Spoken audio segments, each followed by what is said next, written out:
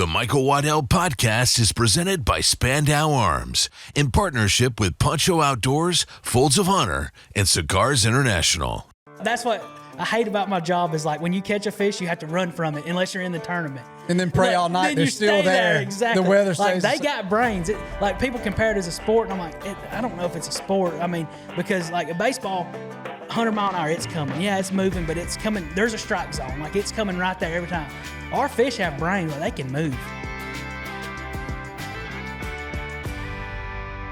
Jesse Wiggins, thank you for coming, buddy. Man, it's an honor to be here. It really is. I'm excited. I told my wife, I was like, I don't get nervous about interviews, but man, you get to sit down with Michael Waddell, and it's pretty cool, you know, coming from where I come from and hunting and fishing growing up. So I just got to say, it's an honor just to get to be here and sit and talk with y'all and all that good stuff. So I really do appreciate y'all having me down. Thank you, buddy. We feel the same. My 9-year-old boy, he meets a lot of people, but you sent him a couple reels and a box of jackal fishing lures and different things. And dude, I told him, I said, you ain't gonna believe it, but guess who Dad's got coming over? I said, oh, Jesse Wiggins come. No, Dad, really? Where y'all going? I said, yeah, we probably might go fishing this afternoon, man. Yeah. He want to know if you want to go. I want to go. And man, I can't hardly twist his arm to even go hunting now. He's out riding his dirt bike and doing things, so he's fired up. And so we are the same, man.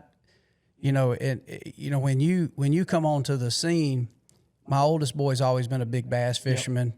I've always loved to bass fish, but never at the level of what you guys fish. You know, I've always just been beat the banks, sit on the literally like I remember, as a kid sitting on the banks with my pawpaw literally with shiners. Yeah, exactly. Back in those days in the late 70s, I remember, we'd eat a lot of those bass. It's funny, it's crazy, and but anyway, it's pretty awesome to have you here and to talk about your career, talk about the sport of professional fishing. I know now you're fishing the MLF tour, the differences in that versus, the Bass Masters and the bag limit or the five fish bag limit versus just catching them all and the entertainment value of it. And so yeah, man, thank you for coming. Heck yeah, I appreciate it.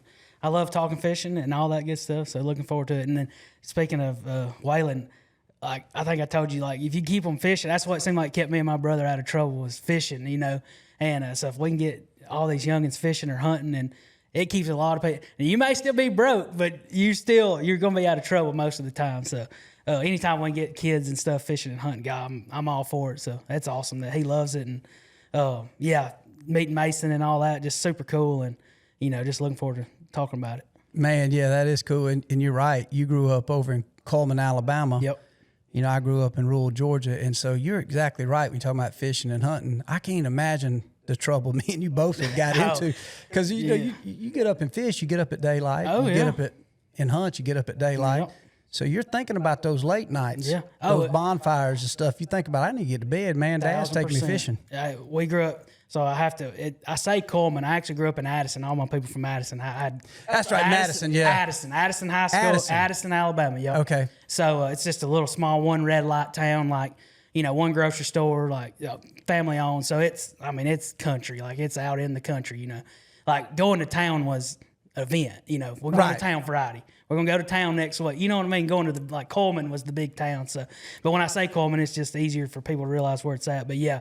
Now, hunting and fishing was, it was our life, I know y'all grew up the same way, and it was just like, me and my brother, we started fishing tournaments, when we got 9th, 10th, 11th grade, and it was like, we could either go out, hang out all night, or we got to go back and tie jigs, or build lures, or get a boat working, or somehow did we go fishing Saturday morning, or Friday night, fish Friday night. I remember when we was younger, we'd fish Friday night, go home, sleep for a couple hours, get up, go fish the Saturday morning tournament, and then fish the Tuesday night tournament. So it was just, it kept us out of so much trouble because we had some freedom. We could have did whatever, but we always chose just to go fishing or hunting, either one. And it was just, I look back, I'm like, man, we're so lucky to make it out, like just loving fishing. Right. You know what I mean? So it's, I know a lot of people listening to this grew up the same way.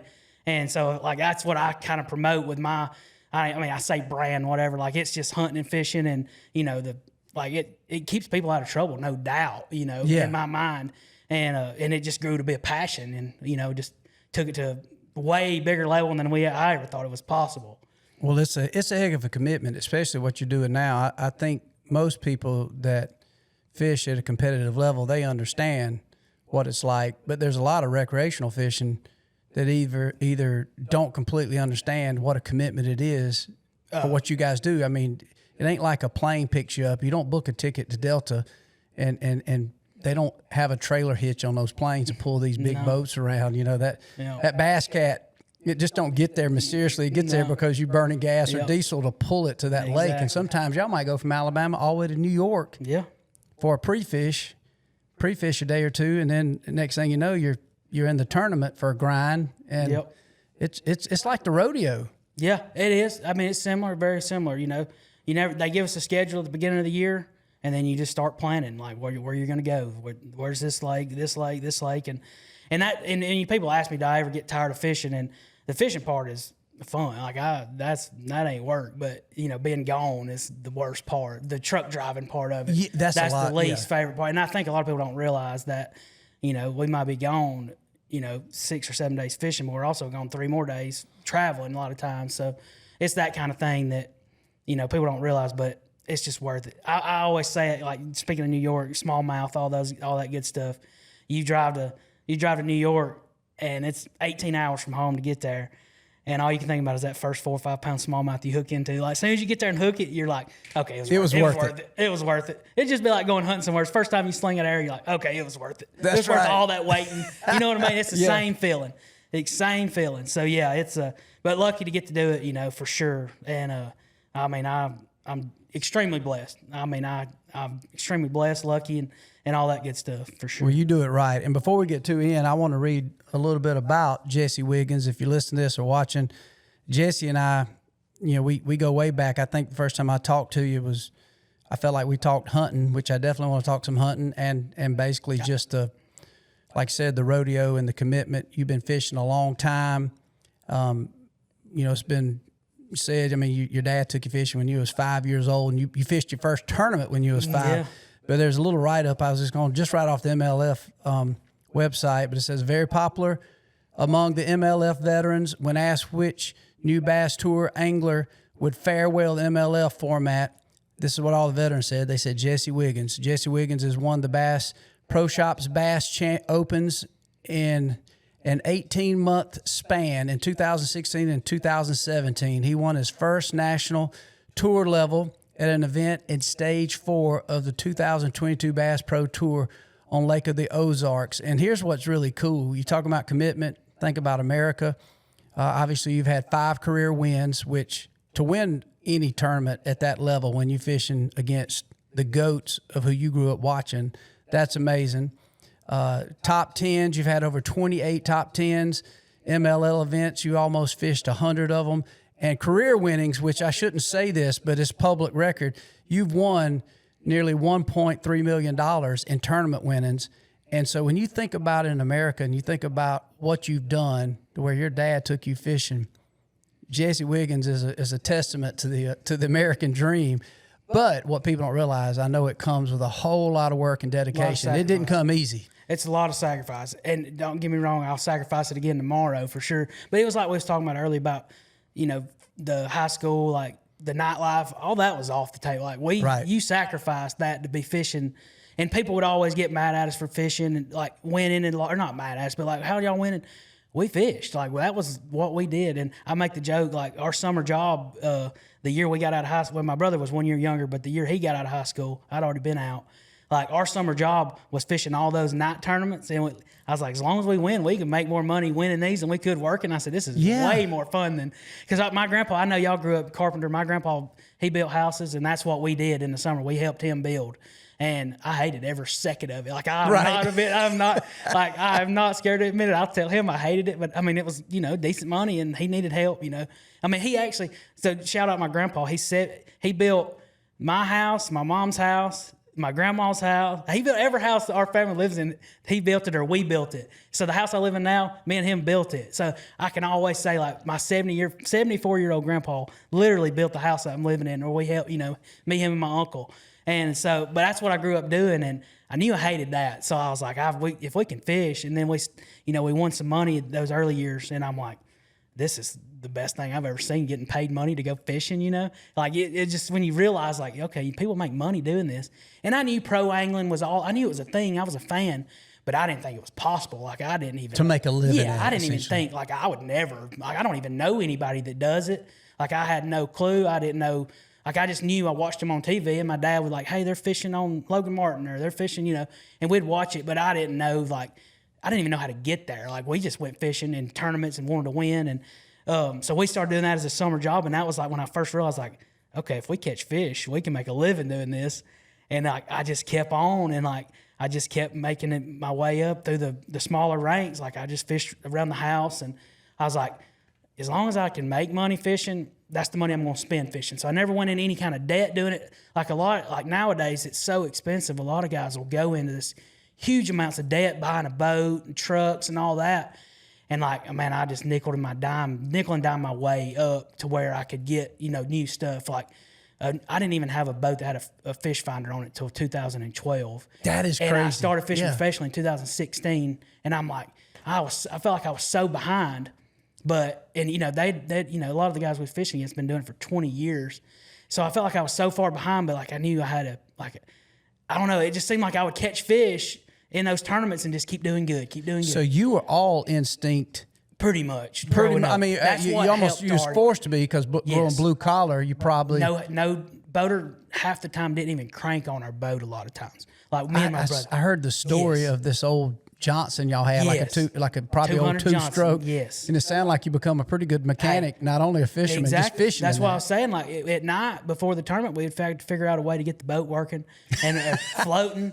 The batteries charging, getting them off lawnmower or getting them off other vehicles, charging them. Like we didn't have any money, you know. We was just doing what we could to get there. But we knew if we could get that boat in the water and it would float, you'd have a chance. We would have a chance. That was a confidence part. Yeah, like if I can get in the water and it's got bass in it, I can catch them. That's what me and my brother grew up doing that, and I know, and he fishes the circuit lower than mine right now. He's trying to qualify for our circuit.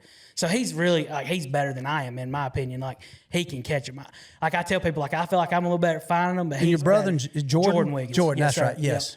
Yep. And so he's fishing it, but he's got his own business, heating and air business, and that's booming, and it's hard for him he's got 3 kids, so it was hard to him to get going as quick as I did, because I didn't have any kids when I got going. So, but anyways, but yeah, we grew up like fishing on those, and I know this relates to a lot of people, like just getting there, somehow get to that lake, you know, just borrowing a truck, borrowing a boat, growing up. Like, you know, we didn't even have a boat. We used my grandpa's boat, and then we had a family friend, Donald Dollar. He let us borrow his boat, and it was just a 70 horsepower Johnson, low, 17 foot, no depth finder, nothing. But we knew Smith Lake enough to where we could run around and it would not be dangerous. I wouldn't recommend that on a lake that's, you know, you're not familiar with, but we just started with that, man. It started from the ground, and just we'd fish those tournaments and we'd do good, and then we'd move up, and then my grandpa got a bigger boat and he started letting us use it, and that was that Johnson.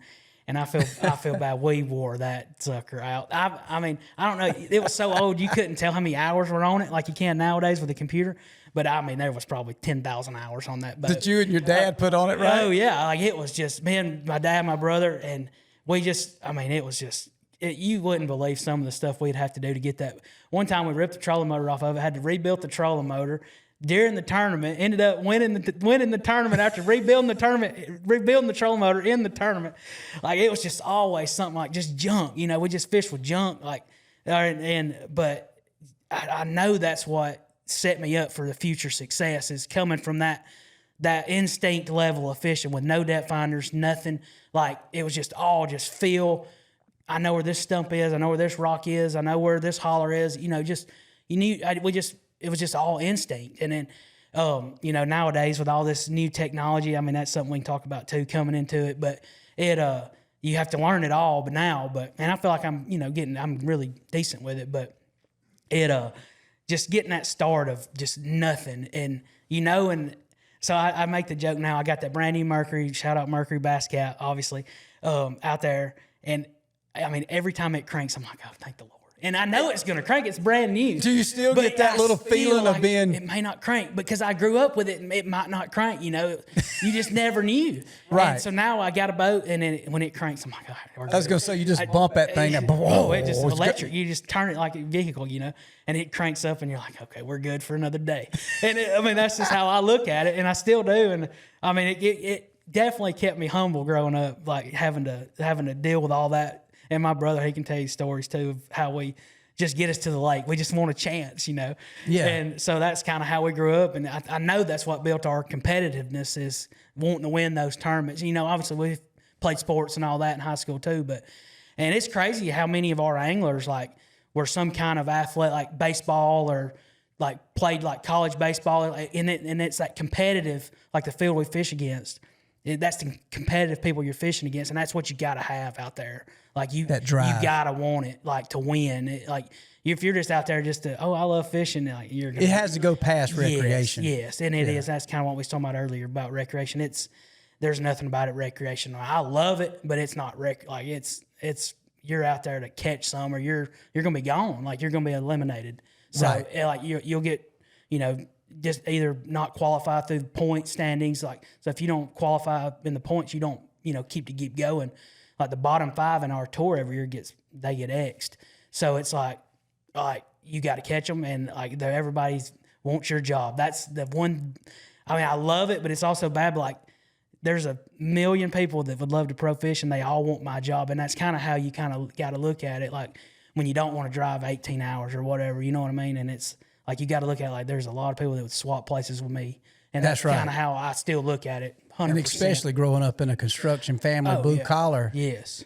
You look at, man, when you're laying out a house and putting up studs, putting shingles on a roof, or decking it, you know, or doing the concrete work on a slab, you start thinking, man, there's a lot of people doing this, and I respect, and I know my family made a living with it, but I'm getting a chance to throw this shaky head. Exactly. I want to make sure something's on the end of the shaky head besides the shaky head. Exactly. Yeah, we grew up, like, we'd build houses on the lake a lot of times, and I'd look out there and I'm like, God, I need to be out there. You know what I mean? Like, that was my...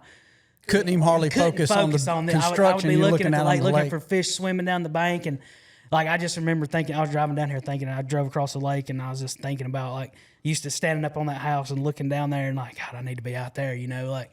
And so now I get to do it, and so it's like one of those pinch me moments. Like, God, I cannot believe I'm blessed enough to get to do this. But it's like you said, like we sacrifice. Like, you know, I put off having a family and kids and all that. Luckily, my mama let me live with her till I was in my 20s. Mm-hmm. You know, because I told her, I'm like, give me 5 years to make it.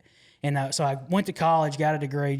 Sorry, I didn't want to ramble on about how I got started, but no, that's what we want to hear. I want to hear about that. And, I think everybody does. And that's what I feel like. I like telling people, like, you see all these comments, oh, they're rich folk, daddy's money.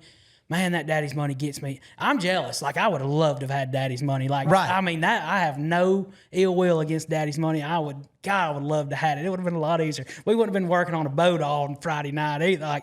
But like I said, that may have been what, you know, led to our success, obviously, is having that. But like, trust me, I'm jealous of daddy's money. But like, people's like, oh, you got to have daddy's money to make it. And I'm like, I promise you, you don't. Like, you got to sacrifice. Now, you might not get to go and build a house or, you know, have a bunch of kids real early. Like, you just got to put into perspective of what you want, you know.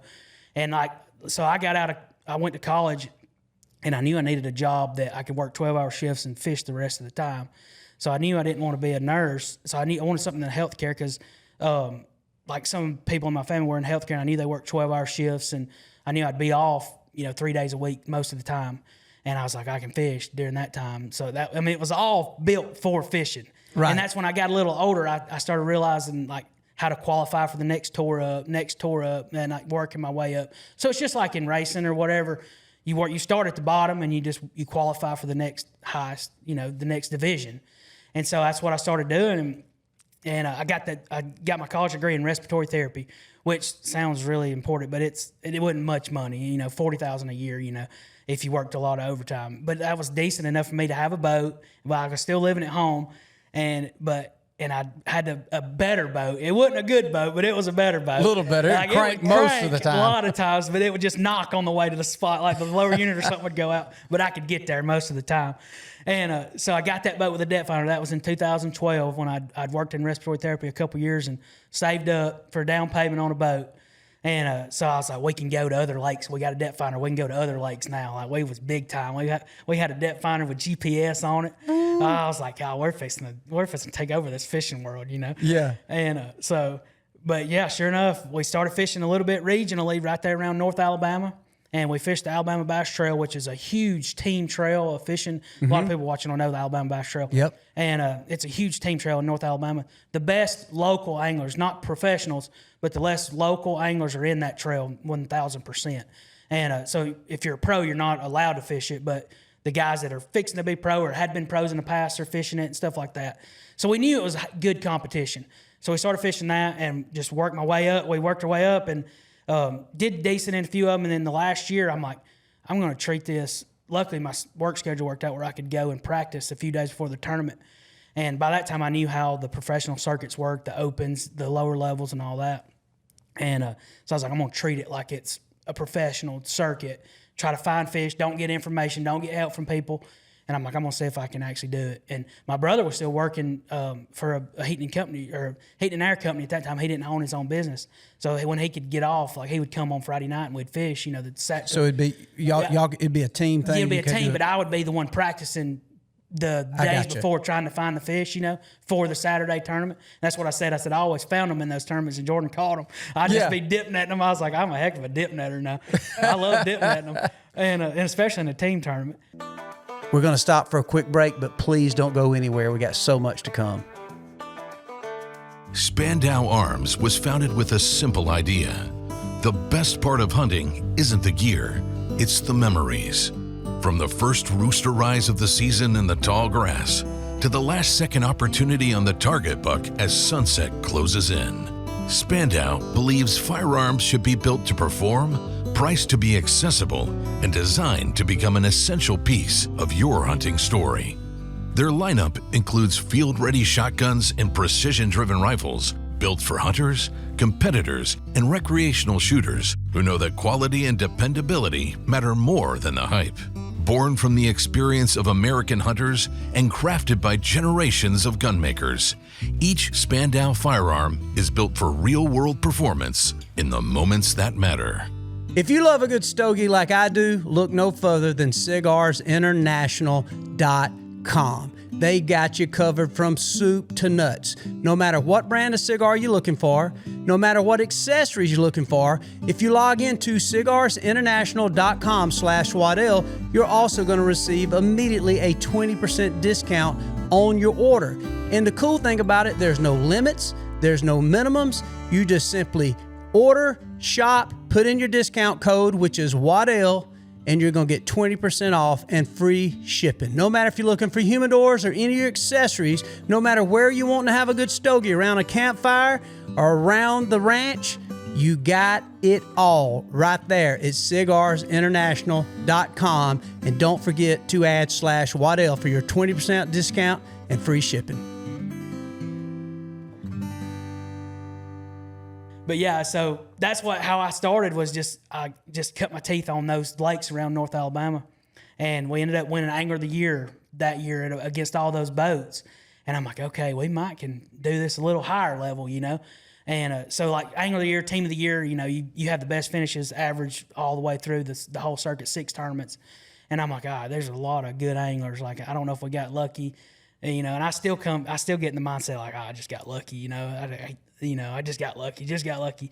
But I've learned you put yourself in the position to get lucky. Like, that's what I always tell myself. Like, you got to put yourself in the position to get lucky, you know. But anyways, yeah, we got started like that. And we won Angler of the Year. And I'm like, all right, I'm going to try the Bassmaster Opens, which is the level below the Bassmaster Elite Series. Major League Fishing wasn't a thing. So open means anybody can sign up. You pay your money up and get in. Yep. It. Right. You pay I think it was $1,500 at that time, and you fish from the front of the boat. And was that per tournament? That was per tournament. Wow. So it was 15. So it was like $4,500 for the year. I think that's Alabama math. That's right. But yeah, 15, like, and I was like, I don't even have that much to even get started, but we'd won enough in that little circuit. And I was like, well, I'm going to try it. And this was me going out on my own. Like, it wasn't a team tournament. It was just you. By yourself, yep. And so I did that, and I signed up for the Bassmaster Opens, and luckily they were coming to Smith Lake. And that was one of the main reasons I signed up, too, because I knew I should be able to at least win my entry fee money back, like just trying to get by if they come to Smith. And that would be getting in the top 10 or 15? Yes. And I'd be like, I'll get my entry fees, and so I won't be out too much. And like I said, I was still living at home. I'm not ashamed to admit it. I was living at home, but I knew I wouldn't make it without doing that because I didn't know anybody. I didn't have anybody to foot my bill. Like, it was just, I had to earn the money to do it. Right. You know what I mean? You had a place to stay, but you didn't have a fine. Right. Wasn't like mom or dad are shucking out the money to you. No credit card or nothing like that. Like, it was like my money, and like it was no.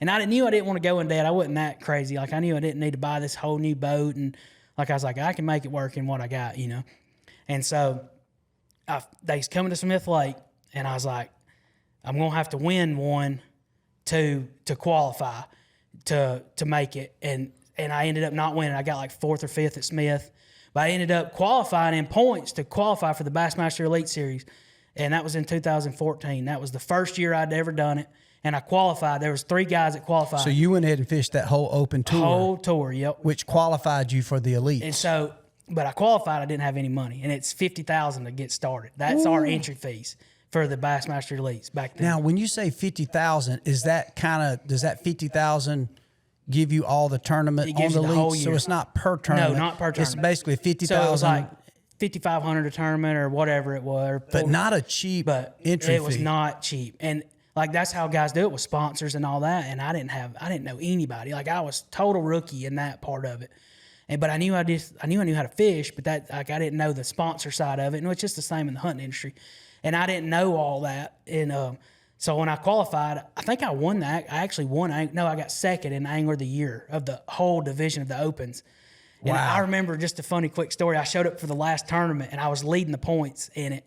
And like all these pros, jerseys, wraps, and I'm in a T-shirt, and I pull up to the registration, and the guy's like, "You fishing as a co-angler?" Like the guy in the back of the boat, and I'm like, "No." Because you didn't look like a pro. No, I didn't look like a pro at all. I said, "No, I'm actually leading the points in the pro side." I was like, I pat myself on the back. Yeah. And he's like, "Oh, okay." And so, anyways, so I ended up finishing second in the points, which qualified me for the elites, but I didn't have any money. And I was like, God, and I had to turn it down, which looking back was good that I had to turn the invitation down because I wasn't ready hardly, I don't believe yet, to go. Mm-hmm. I mean, I'd been going to New York. I'd been having to go all these places against these guys that are just way better than I was.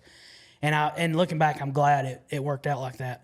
So a couple years later, I fished the Opens again, and I had a little bit more money, but I didn't have a bunch. But I was like, now that I qualified for the points, I got my name out there a little bit. And I was like, this time when they come back to Smith, they had another Open on Smith, and the whole tour, I was like, I'm going to sign up again. And I said, this time I'm going to win Smith. And it's $50,000 if you win. There's a boat and a little bit of cash, which equaled $50,000. Right. You could sell the boat and keep the cash. So ended up being $50,000. I was like, that's my entry fee money. That's right. I said, I'm getting that's my plan. And so now you're ready for the elite. I think I am. I'd fished a or at least bunch financially. More. If I win, I'm in. And you don't just get to plan to win a tournament. It don't have. It's 3 days. Like it's hard to win them. It's very hard to win them.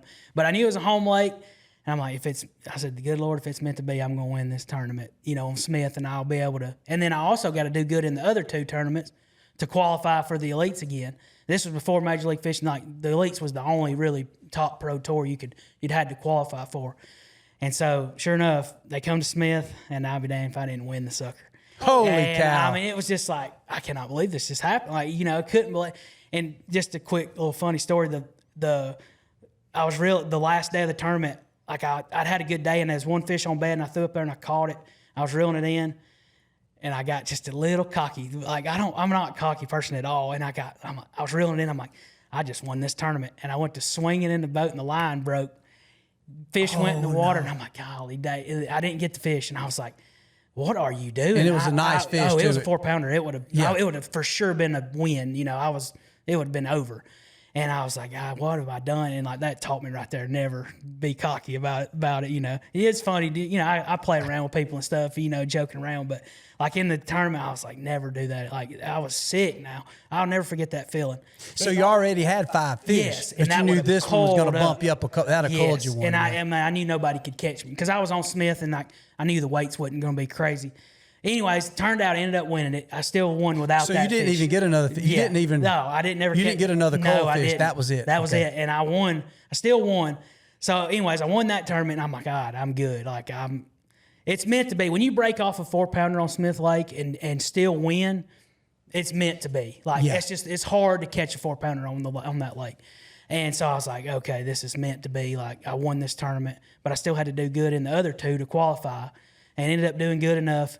And I keep telling the good Lord, I'm like, good Lord, don't let me do good if I'm not meant to do that. Because I didn't want to go broke. Like, I was so scared of just, not failure, but I was just scared of like, you know, I don't want to get put in a position where I'm having to sacrifice or borrow money and all that. I'm like, just don't let me win if I ain't supposed to. You know what I mean? I was just like, because I didn't feel like I deserved, like, I don't know if I feel like I deserved it or not. And I knew I was putting in my time, but I was like, man, is it supposed to be? Am I supposed to win? You know, I was always struggled. I still do. And, so I was like, just don't let me win that I'm not supposed to. You know, that's kind of how I always looked at it. And I would just keep catching them. And I qualified. And I ended up qualifying for the Elite Series in 2016. And so I qualified me for the 17 year. That was my first year, was 2017. And so now how old are you now? So in your early 20s? Yeah, early 20, 25 maybe, 25 I think, 26. And but, you know, from 5-year-old to 20, I mean, I had 20 years of fishing like that. Well, that's what I was going to, even in but backing up a little bit. So experience. Long as you remember fishing, you know, you started fishing, correct me if I'm wrong, but like at 5, you're out there on the boat, a 5-year-old fishing a tournament with your dad. Yep. He luckily he grew up fishing tournaments, and that's kind of how we got it, like old bass clubs and stuff. More of a hobby. Yes. Kind of like, he never took it to our level, but he loved to fish competitive, like just small tournaments around Smith Lake. And that's definitely what got me and my brother hooked on it. But he would have us. People ask me, like, when did you catch your first fish? And I'm like, dude, I don't remember. I was so remember. Young. Like, You were still in a diaper, probably. Yeah, literally. Literally, yeah. And he just had us outside always, whether it be fishing for bass, catfish, running limb lines, jugs. Like, we was just always fishing or fishing hunting. and hunting. That was it. Like, that was it. That he was worked hobby. Monday through Saturday. Sometimes he got the off Saturday. He owned a service station, a tire station there in Addison. So he worked Monday through Friday. Well, Saturday and Sunday we were either in the woods or fishing. Like that was just. Is it safe to say that fishing was your baseball and football? So he coached us in Little League a little bit, but like we would literally leave the camp, like our campsite, and go to the baseball game, and then come back to the camp. We had an old bus we camped in and stuff like that. Like we just so almost aggravated that you had to go play ball. Right, like, oh, God, let's go back to the lake, you know, after the ball game's over. But I mean, I love baseball. I still do, and I actually get to coach my son now. But we love it. But yeah, it was like we would literally leave the lake, go play ball, come back to the lake or camp or whatever, like. And it was that, I mean, we just grew up in hunting and fishing, and like that's just all we knew. Like we didn't have a choice but to really love it, you know. And me and my brother, we took it to a whole level, like, and it wasn't ever a plan. Like it was just like, man, it's like I said, we won that $200 or $300, like that first tournament. I was going to say, what was some of the purses? Yeah, like when you and your brother, even your dad. Yeah. $200-$300. Yeah, $300 if you took the top spot. Yeah, win, and we would always try to win and get big fish. That was your plan. You get another couple $100. If you could win and get big fish, that might be $500 versus $200. Yeah. So like when me and my brother started, and like it was like 2008, 9, 10. You know, we'd win $300 on a Tuesday night or $200 on Friday night. And like, dang, like we worked all week for $200 at the trailer plant. Like my first job was at a trailer plant. Literally make $200 a week, $7 an hour. And so I was like, well, we can make more than this fishing. I was like, let's just focus on fishing. And that it literally became our job. And I guess it's foreshadowing how my job, that's still my job now, is I got to catch something to keep living, like, you know.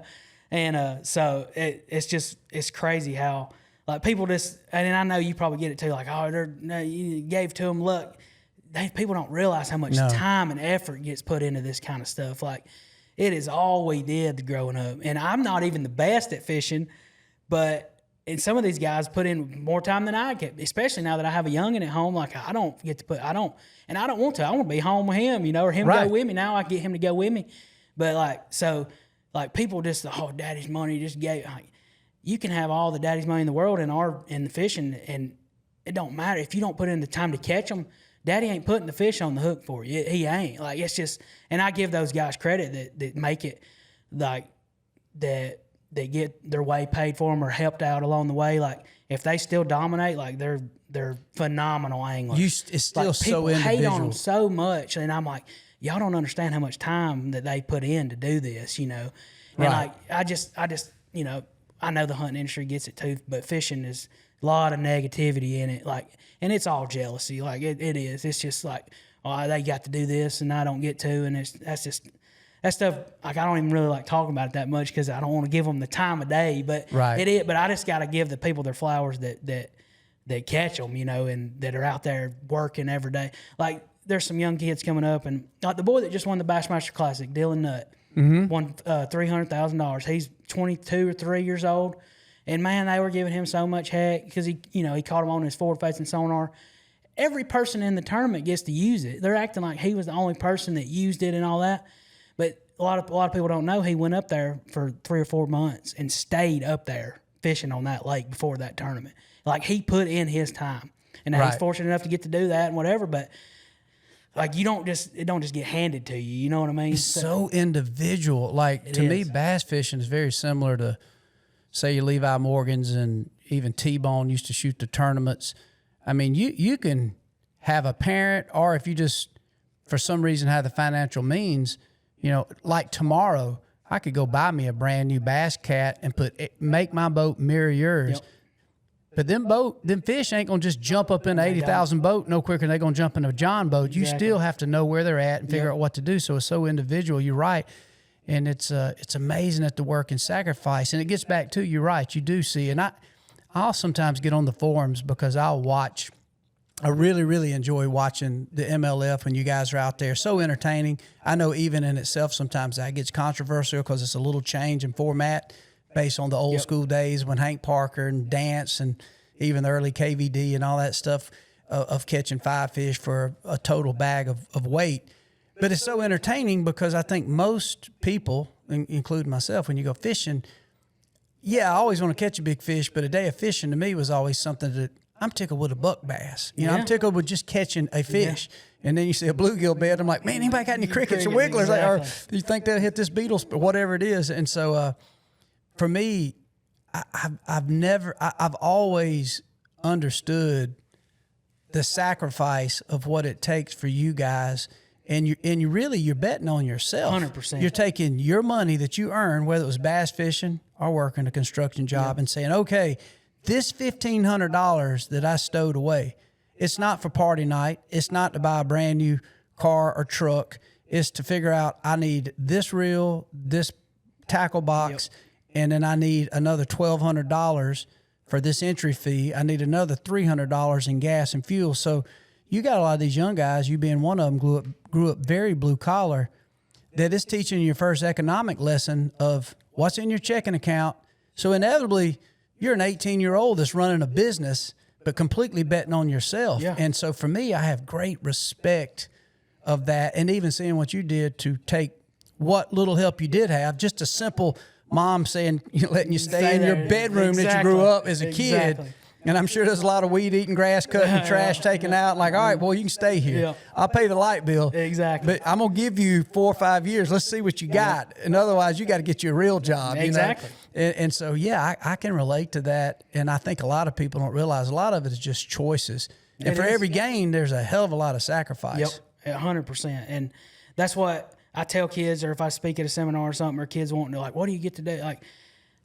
Like I don't get too far ahead of you. Like, plan on the next step instead of like thinking you're Kevin Van Dam then tomorrow. Like I said, it took me 20 years of fishing before I even, and a lot of guys, it'll take them, sometimes it'll take guys 5 or 6, 7, 8, 10 years to qualify for the pro tour. So it's nothing like you can't just go into like, I'm going to be a pro, 22 years old, I'm a pro. Like, a lot of people fail when they get ahead of themselves like that. And that's what I tell guys, like, you need to win on your home lake, or, you need to be in the top 5 every tournament at your home lake. And then when you go to the next level, let's say regional, you need to being the top 5 angler of the year for the season, top, win angler of the year in your bass club or whatever it may be.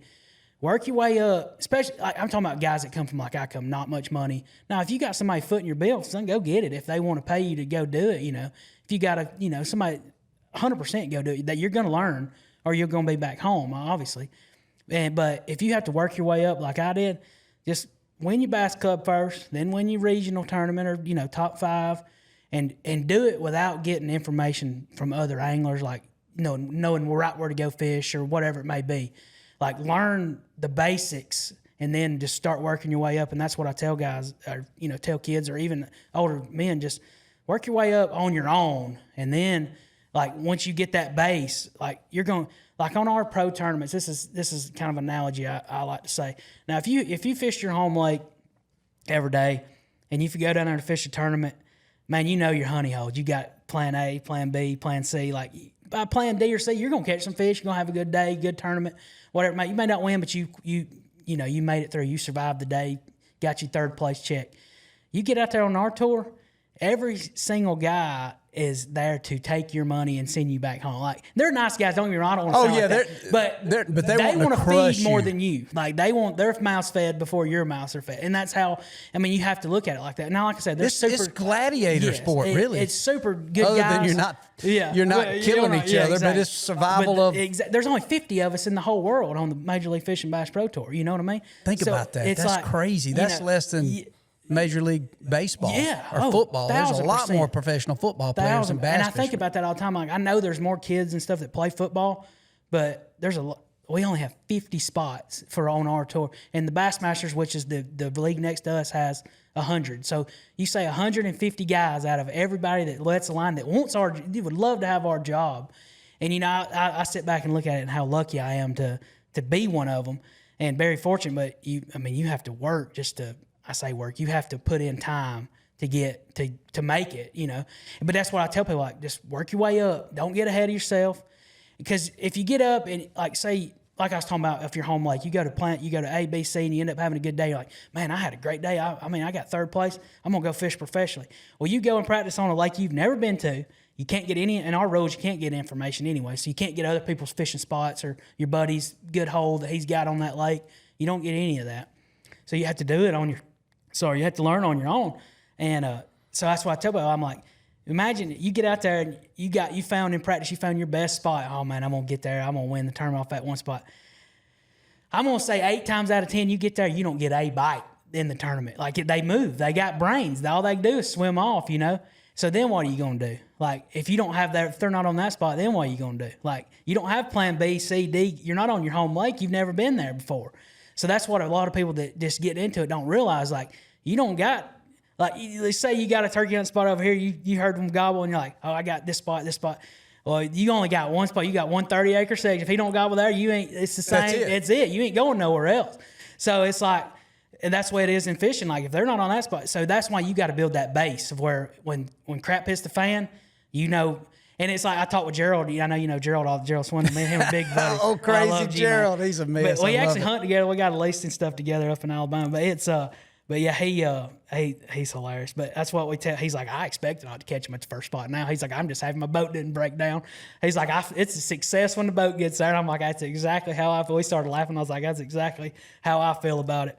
So, like, you get to your first spot on a new lake and they ain't there, what are you going to do then? You still got to feed the family. You know what I mean? So that's why you got to have that base of, like, fishing knowledge. And that's why I tell people, just work your way up. And then that way when crap hits the fan, you don't panic. And, you know, usually they move to somewheres and you just got to start, going through your plan.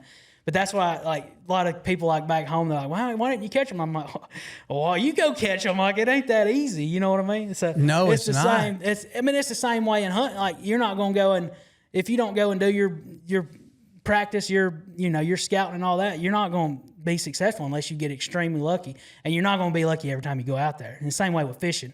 You could show up to a lake, have one good day, you think you're the best fisherman, but you do it 3 days in a row, like our tournaments, or 4 days, luck is pretty much gone at that point. Like, right. By 4 days, it's you got to know what you're doing in those multiple day tournaments, and that's what I tell people too. Like, you know how to distinguish between getting lucky and then you knew what you were doing. And I still, like, man, did I get lucky when I caught that fish? Is it a deal? And then you had to go fish more stuff like that same lure. You pull out a lure and you catch one on it, and like, man, was that luck? So you fish another 2 hours, don't get a bite on it. Yep, that was luck. So you know what I mean? So yeah. we have to deal with that every day, like every time out there. That's what's frustrating is, you catch a few on this spot and you're like, man, was that luck? And then you go running more spots that look just like that, don't get a bite. And you're like, okay, that was luck on that point. It's just a constant thing. So you just got to have that base of like fishing knowledge. And that's what I tell people working their way up. Just get your base and then take it from there. And it's funny, you talk about that base, and it sounds like that first open win on Smith Lake. What a cool blessing that was. You're talking about a message from the good Lord. It's almost like he gave you two valuable lessons. One, he solidified, all right, I am good enough. So there's your self-confidence. I can fish with the best. But number two is on that fish that broke off, don't get too cocky. Don't get too carried away with it. Keep your humility. And that's one thing I've always loved about you is you're the humblest with a smile that I've ever seen. I've seen you at MLF. I've seen you at the Bassmasters. Every kid that comes up, you're not only just meeting them, you're hugging them. Like I said, my son Waylon meets so many people, and you send him, reels and stuff. He met you at the MLF at the Red Crest this past year, or 2 years. Well, it might have been 2 years ago. 2 years now. And that particular image that hits in his mind of just how kind you were and cool, and he's seeing all these anglers and all these people that he's seen. Obviously, his older brother's big into it, so we know these anglers. But man, there ain't another angler out there besides Jesse Wiggins to him. But when you see that humility, but in my mind, what I've always loved about you specifically, you're so nice, so humble, so soft-spoken. But I'm thinking, this dude is wanting to crush 100%. everybody. Yeah. It's like inside there's this nice teddy bear in Jesse Wiggins, but deep down there is this tiger that's ready to snap everybody's head off when you get on that water. I love that. Yeah, you have to have that a little bit, like you do. And that's why I told my buddy we used to hunt a little bit together, and he was talking about deer, and I'm like, dude, you can kill. Like, I'll send you the pin to where this buck is. Like, I don't care. But I said, just know, if we go fishing, I will catch every single fish in front of you and don't care. And you got to have that confidence. That's what I told you. I was like, I do not care if you get a bite behind me. Like, that's kind of that's what I joke about it. But yeah, that's kind of how I've always gotten rid of ridicule, and it's funny. And I think this is why I really love being around the pro bass anglers, is because there's this humility that's widespread in those 50, MLF pros, and those, 150 or, 100 Bassmasters pros. There's this humility and kind of good old boy club. And of course, they come from everywhere, from California, New York. Obviously, a lot of the southern states have some amazing fishermen. We mentioned Gerald Swindell and all these guys. And but at the same time, there's this competitive spirit that is, to me, I don't know, man. I see this humility and intense competitive, no different than NFL, no different than if you're Chipper Jones hitting a baseball. And when you look at all the personalities, it's so unique is to see. Like, for instance, when I go, I love people, so I love understanding where people at. And so if you're at, say, the Red Crest, and I would encourage anybody, if you've never even fished a tournament or not even a big bass fisherman, that MLF Red Crest is so amazing because all the who's are there. They got all kind of deals and cool things to see. Even your wife, it's just fun to walk through to see all that. But one thing that intrigued me was all the different personalities. You got Swindell, who's just funny. He's like a comedian all the time. You're just praying for Swindell to get into the podium just so you can hear what goofy things he's going to say. He's always entertaining. And that's what I always pick on Swindell. It's like, you making more money on your TikTok podium wins than you are fishing, bro. You're like, he's just so entertaining. He's figured it out. But then you see somebody like you that's every bit as competitive as Kevin Van Dam, but Kevin Van Dam wears it a little different. He almost seems like this Tom Brady character. He seems mad. I mean, Kevin. Now I noticed the last few years he seemed to. But he's there almost like a gladiator toting a sword out there, where you got Swindell, you got all these legendary pros, of course, old school people like Jimmy Houston, who's just, Bill Dance, and you got all these personalities, but one thing everybody shares in common, when them boats hit that dock, you know, at the twilight hours, and it's just, I mean, they turn y'all loose when it's just time enough to see. Yep. And the only reason they do that is probably for safety. Safety, 100%. I mean, otherwise, y'all be out there at 3 o'clock in the morning blasting off going 70. Yeah, they have to put the rules in our rules, no practicing at night or all because that. they're letting tigers loose on this lake. Yep. And I've always in hunting, it's funny. I don't hunt competitively, and I know you don't either. But yet, in the same way of fishing, I've always got ridicule, and I think some of the bass people get a little ridicule, whether it's live facing sonar or just instincts and knowing every stump. But I've always looked, if I'm going out to catch, or I can't even say catch because, and definitely this is not about me, but I made the comment one time and I got crucified because I was like, man, when I'm hunting a turkey, the competitiveness is between me and that turkey. And I almost picture this turkey as a terrorist. And I have this real weird image of like, I've got to kill this thing before he gets to kindergartners. Well, obviously, I love a turkey more than anything. Right. But it's always helped me because I feel like it puts me into this Navy SEAL mentality you where love them, but you hate them. Like yes, and the same with all you guys. Y'all love a bass. Love bass. My God, you pay attention to what y'all do to keep them very live and healthy in the live well.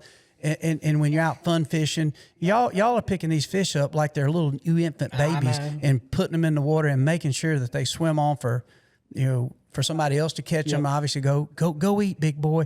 But prior to that, it's like, bro, I'm about to rip your lips off. You know, now I'm convinced coming fish behind y'all, there's some largemouth missing a bottom jaw because y'all snatched it out. Yeah. But I find that intriguing, and I find that so American to see how men and women seems to be dominated by men, but you can go out there and make a living with the right choices, the right sacrifice, the right independence and believing in yourself and just hard work. And with that hard work, how many days do you figure in a calendar year do you spend away from home? So every year's a little different with all the tournaments, but so if we have 10 tournaments each, so it's at least 7 days. So let's just say 70 for just the tournament season. And then whether it be pre-practice or stuff for sponsors or stuff like, whatever it may be, I would say 90 to 100 days just for me. So it's still a third of the year. I mean, yeah. It's a third to half of the year. Yeah. So it's like, it's a lot of time gone. And luckily now I've been able to, my family gets to go with me to some tournaments, which is a total treasure to get them to get to go with me. Yeah. So it's like, I don't have to, like, I want to rush home when I'm, like the other day I drove home 8 hours just to take my youngin to school. Like a lot of people gripe with getting them to school. That is my favorite thing in the world, to get to take them to school. I totally understand that feeling. Like that is my dream to get to, like, my dad never got to take me to school. Like, so, and when he did, I thought it was the coolest thing. So me getting to take him to school, like, he may not even care, but like I said, I drove 8 hours through the night just to get to take him to school. And it wasn't even it was just a normal day of school, but like, that's what I love getting to do that. So I'm extremely blessed to get to do that a lot when I am home. So that's the thing. I might be gone for 70, 80, 90 days, but I'm also home for those. When you are home, you're home. Yeah. Like, so this summer we only had one tournament while he's out for summer break. And, so Haley's like, what are we going to do about daycare? I'm like, I'm home. He's with me. Like, we're hunting, fishing, feeding. That's right. Like, we're going to be feeding. Like, going to get ice cream, throwing the baseball, whatever he wants to do. Exactly. Practicing, like, he hates going and putting out corn. Like he's that age where he just putting out corn ain't fun. But so I make him go with me, and he'll be out there playing with it, and he don't even, like, the deer don't even care. Like, he'll be out there throwing it up. I'm like, well, once he's out here, looking back, like my dad, I had 2 brothers, so there's 3 of us. My dad had so much patience with us, Lordy mercy. Like, I can't imagine, like, hunting, like, he'd have 2 or 3 of us up in a shooting house, like a little bitty shooting house, but I don't ever remember getting mad at us and stuff. So that's like, I have to die. Like, I'll be out there wanting to see one, shoot one, and he's over there snacking on, drinking his drink. And I was like, just chill. Like, it's like, make it enjoyable. You got to turn that tournament fishing mentality off and just fun fish or have fun hunting, whatever. Exactly. Like, we'll be fishing in a little tournament or something. I'll be up there fishing. He's like, what's them power pole buttons do? And I'm like, you press them and you'll see, and the power poles will let down, in the back of the boat. Oh, he'll be back there. They're doing it for 10 minutes straight. I'm like, I just let him do, as long as he's out there with me, I'm tickled, to do it. But but just going back, we're gone, 100 days a year, could be more. A lot of guys are gone more.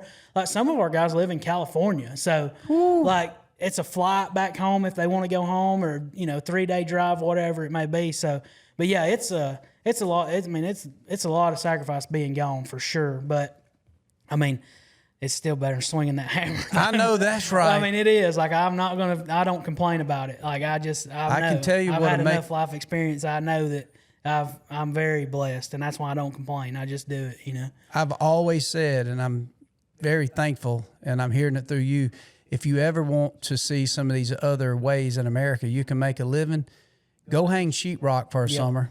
Exactly. Go finish concrete.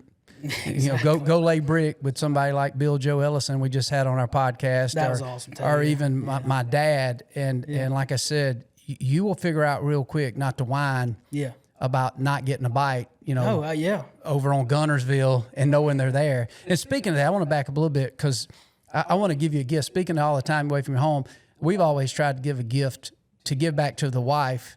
And so I wanted you to bring this back. You're certainly to crack it open whenever, but we always have some nice, very nice high-end wine from the Hilt Vineyard out in California, and I always give that because most of the men I talk to, it's like, we got all our toys that we need. We got hunting stuff, we got fishing stuff. So I wanted to give you this bottle of Hilt wine. And then another thing we always do is we'll end up before you leave, get you a nice cigar from Cigars International, and maybe you can smoke that thing on this next open, nice high-end stick there. Yeah. But yeah, dude, it's amazing. And I think too, the support too, and not whining for the people like you guys that have this profession, but it's a family commitment. Your wife, your kids. It's almost like an offshore drilling job where, dad goes for a month or two and he's gone, and there's phone calls, there's FaceTime. And so that's all part of that sacrifice. And I've always learned that no matter what's great that the people will label as it must be nice, it is nice.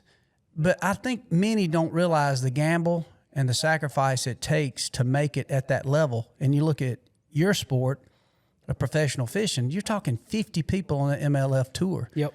And we watch it, we're entertained, and we all sit back and say, man, even me, I've said, man, that would be fun. I wouldn't mind getting into that. Then I think, what are you thinking? There is no way. There's no way, because you're always out of your element. These tournaments ain't to the point like the old local tournaments where you go over here to Lake Hardin or West Point and you fish, and then maybe things don't work out. You call your wife and say, hey, well, meet me at Waffle House, or let's run over to Outback Steakhouse and grab a steak. No, there ain't none of that. It's a lonely night in a hotel room trying to remember your Netflix number at best, and you just feel like you've been beat up. It's like a death in the family when you pulled a boat from, Alabama to Michigan and just get stomped. Yep. You have to muster up energy and courage. Yep. You have to make that phone call home. Not only did I miss the awards program, not only did I miss ball practice, but honey, I didn't get us. Didn't win no money. I didn't get us nothing. I think Cigar is gonna sign back up. I hope. This is gonna be a tight month. Yep. Maybe go through all our subscriptions on our television to make sure if we some of them $10-$20 a month. Let's see if we can't cut off $50 a month off that. And so that is what is not talked about a lot. Everybody talks about the celebration. Oh, must be nice, man. These guys fish for a living. Probably had a rich daddy.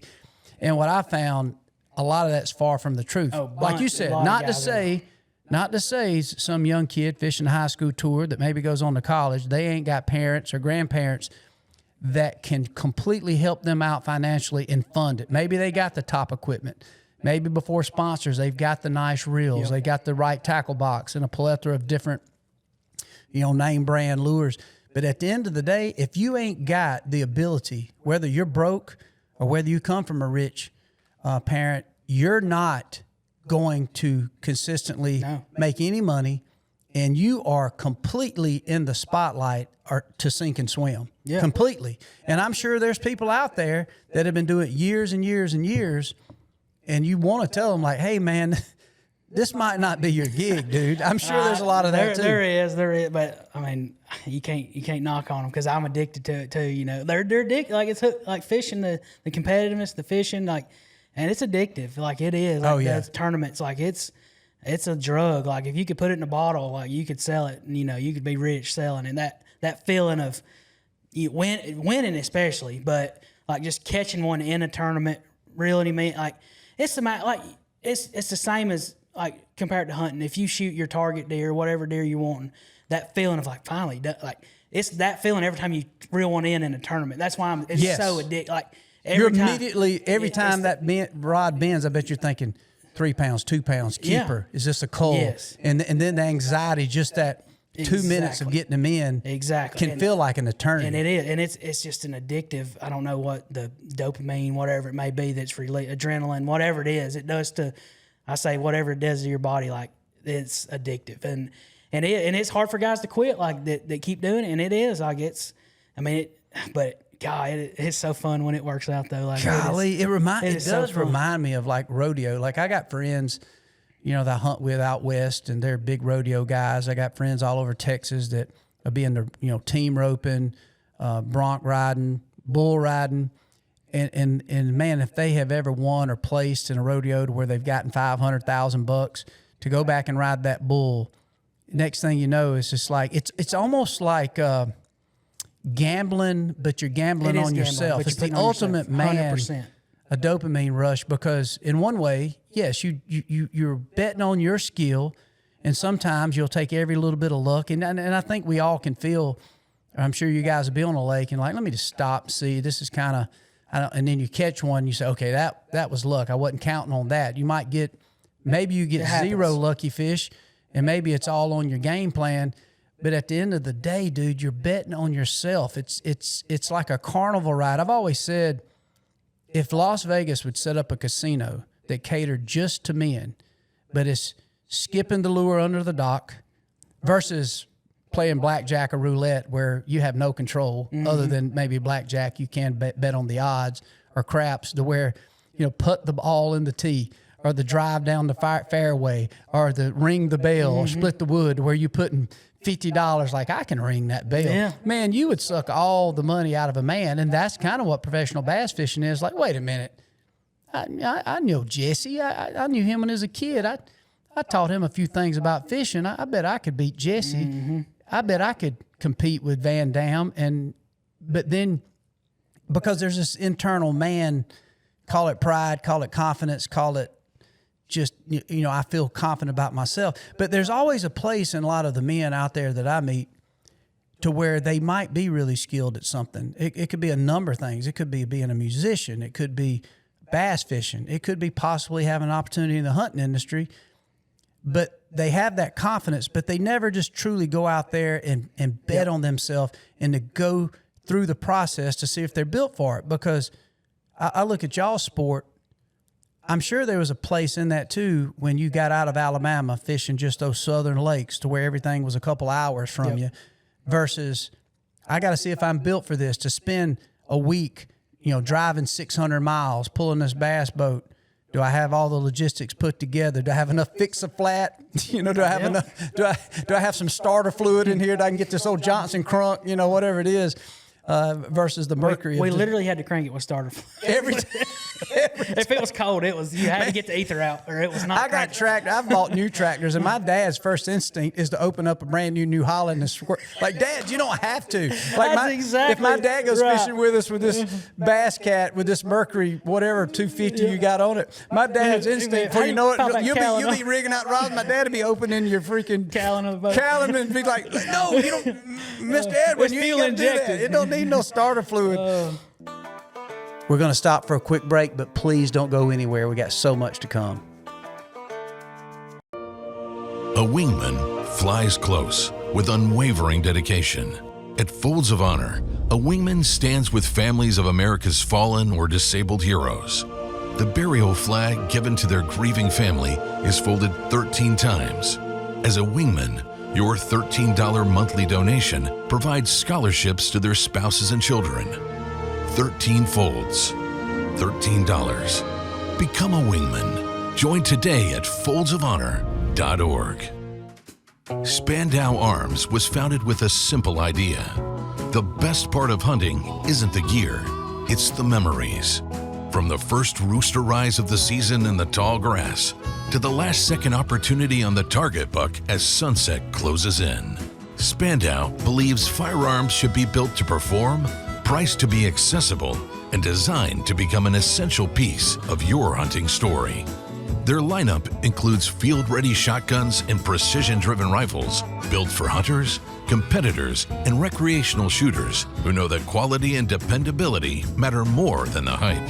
Born from the experience of American hunters and crafted by generations of gunmakers, each Spandau firearm is built for real-world performance in the moments that matter.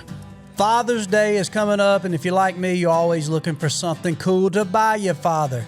And for the wives out there or the kids that's looking for something special for that special person, in this case, your father, you got to check out Poncho Outdoors, man. I'm telling you, if you've never worn a poncho shirt, let me tell you, when you do, you're going to be in for a treat. The fit is amazing. I wear a poncho shirt nearly at least every other day. I got one on right now. You can get them in any color that you can think about typically. Here I got a camo one on, but also the fit is amazing. They travel well. They don't wrinkle.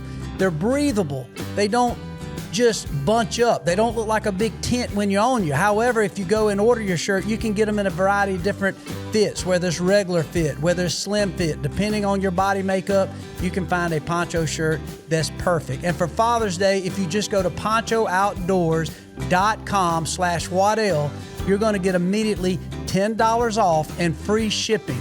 Once you buy one, you're going to want to buy 5. Believe me, when you buy your first poncho shirt, it won't be your last. But no, I'm just so intrigued with that. And backing up a little bit, after you fished the Open, you dominated a lot of the Smith Lake. I just saw a video, and I would recommend anybody go to watch it. I watched a lot of videos on you over the years.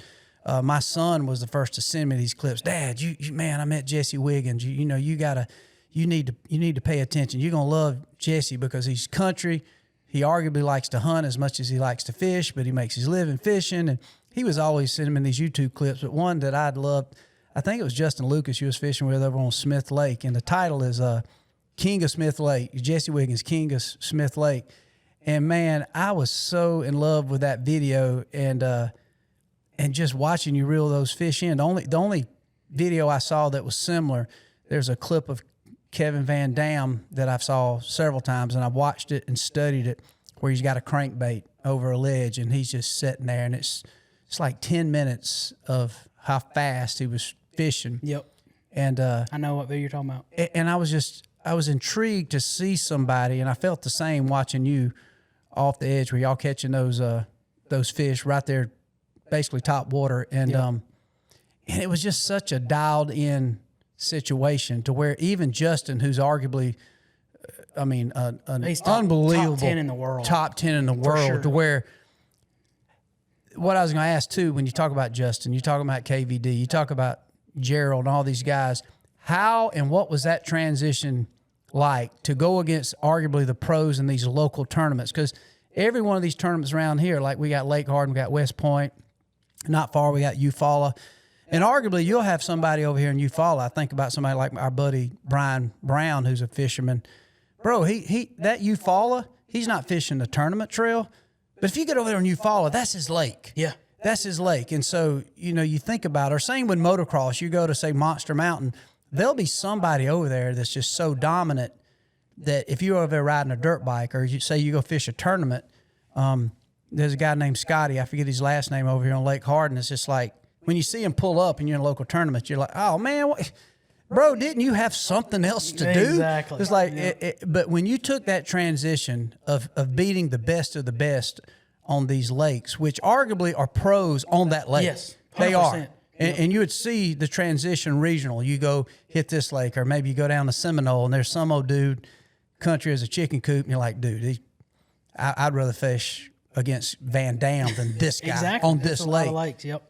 But when you get out there into the elites and you're fishing in the elite tournament, what was some of your goats that you were like, wow, I cannot believe I'm fishing against? Yeah, Kevin was the deal. When Kevin's me and my brother grew up, and I told him I had an old KVD rod. I think Quantum made. It was red, and I actually got him to sign it like 2 years ago. Like I had it for 15 years.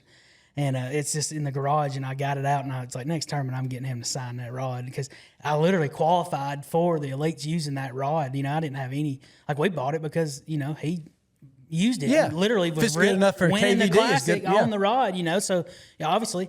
And so it was like Kevin was – like I literally backed the boat in my first tournament in the elites. And going back just a little bit farther, I forgot to say this earlier too, but like when I won that Open, I got that $50,000, and it was – I think it was $48,000 for the entry fee for the year. So, but I had a truck. I still had my little 2-wheel drive truck, little Chevy GMC or a little GMC 1500. But it was good. It was V8, so it was good enough to pull the boat. Perfect. And so I paid that truck off. Well, I ended up having $24,000 left over of cash in my bank account. And luckily in those entry fees you could make payments. So your payment was due this month, and a couple months later another payment. So you got to make payments on it. So I had enough money for 3 payments. I was like, I get 3 tournaments to. You got 3. I had 3 tournaments. That's it. And if I wouldn't have caught them, I would have been done. Like I was done. I had 5,000. Shout out Jinko Fishing. That was my first paying sponsorship. They paid me $5,000, and like I'm still friends. I went hunting with them this back during the deer season. Like they're still my good friends. Right. I'm not sponsored by them anymore, but it was just one of those people like good, great people, just a good company. Yes. Yeah. And I mean, I almost cried telling them that I was going to Jackal, you know. Right. But I mean, it was just, I had to make, you know, it was more money, and like, I mean, I'll be straight up, it was more money, and they told me, like, don't feel bad. Like I was almost crying telling them, you know, and that I was. They were probably proud that you did. Oh, they were in one way 100%. outgrow it. Yeah. He's like, man, just keep in touch, and like I still hunt with them and stuff. So it's super good people. Anyways, that was the only and I tell that story all the time. That was the only money I had, and so I had $24,000, and I'm like, I get 3 tournaments to prove myself. And that first tournament, like we was just talking about, the backing the boat in and seeing my, like, I'm a fishing nerd. I'm a hunting nerd too, but like I am a fishing nerd, like history of fishing. Like I want to know about all the guys, their stories. And once I've learned that everybody's story is very similar to mine. Like they just work their way up. Like some of the guys we're fishing against, like shout out John Murray. He was on the elites when I first started. He's won like 60 boats or something in California, like winning a bass boat, like in the tournament, you know, that's like crazy winning that much stuff, you know. And like, so all these guys are the best from their region. That's who we're fishing against, you know. And all that you hear everybody's story, you could have another angler on here, and his story would probably be very similar to mine, working their way up.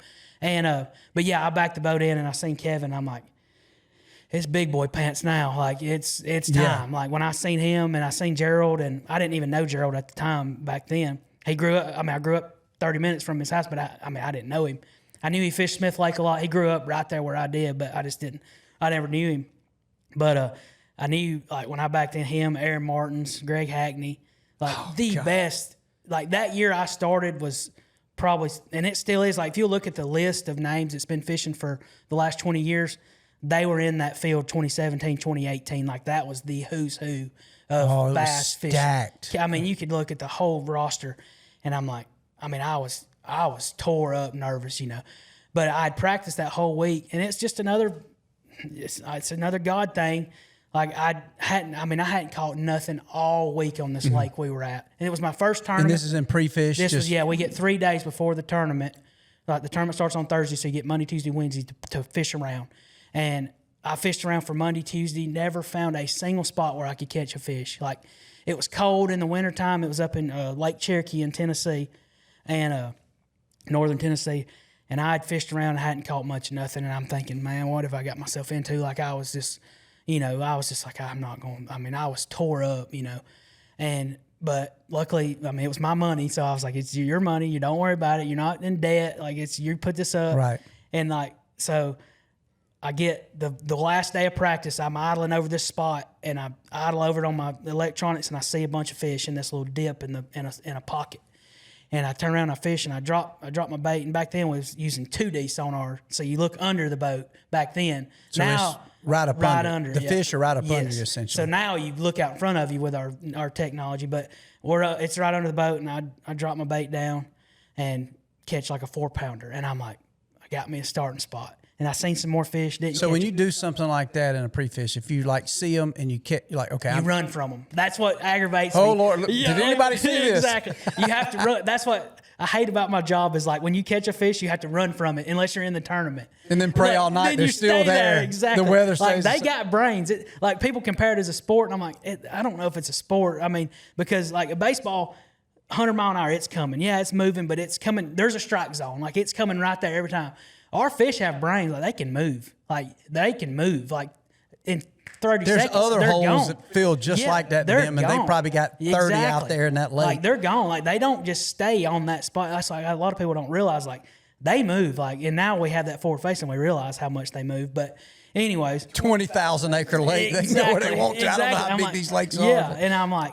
So that's what people can say it's a sport. I'm like, I don't even know if I think it's the glorified gambling hobby is what I call it. Yeah, it feels that way. But and but it's a competition, no doubt. But anyways, I love that spot, catch that fish, and then I put my rod in the Lord locker, and I'm like, I got a starting spot. Like maybe this will work out.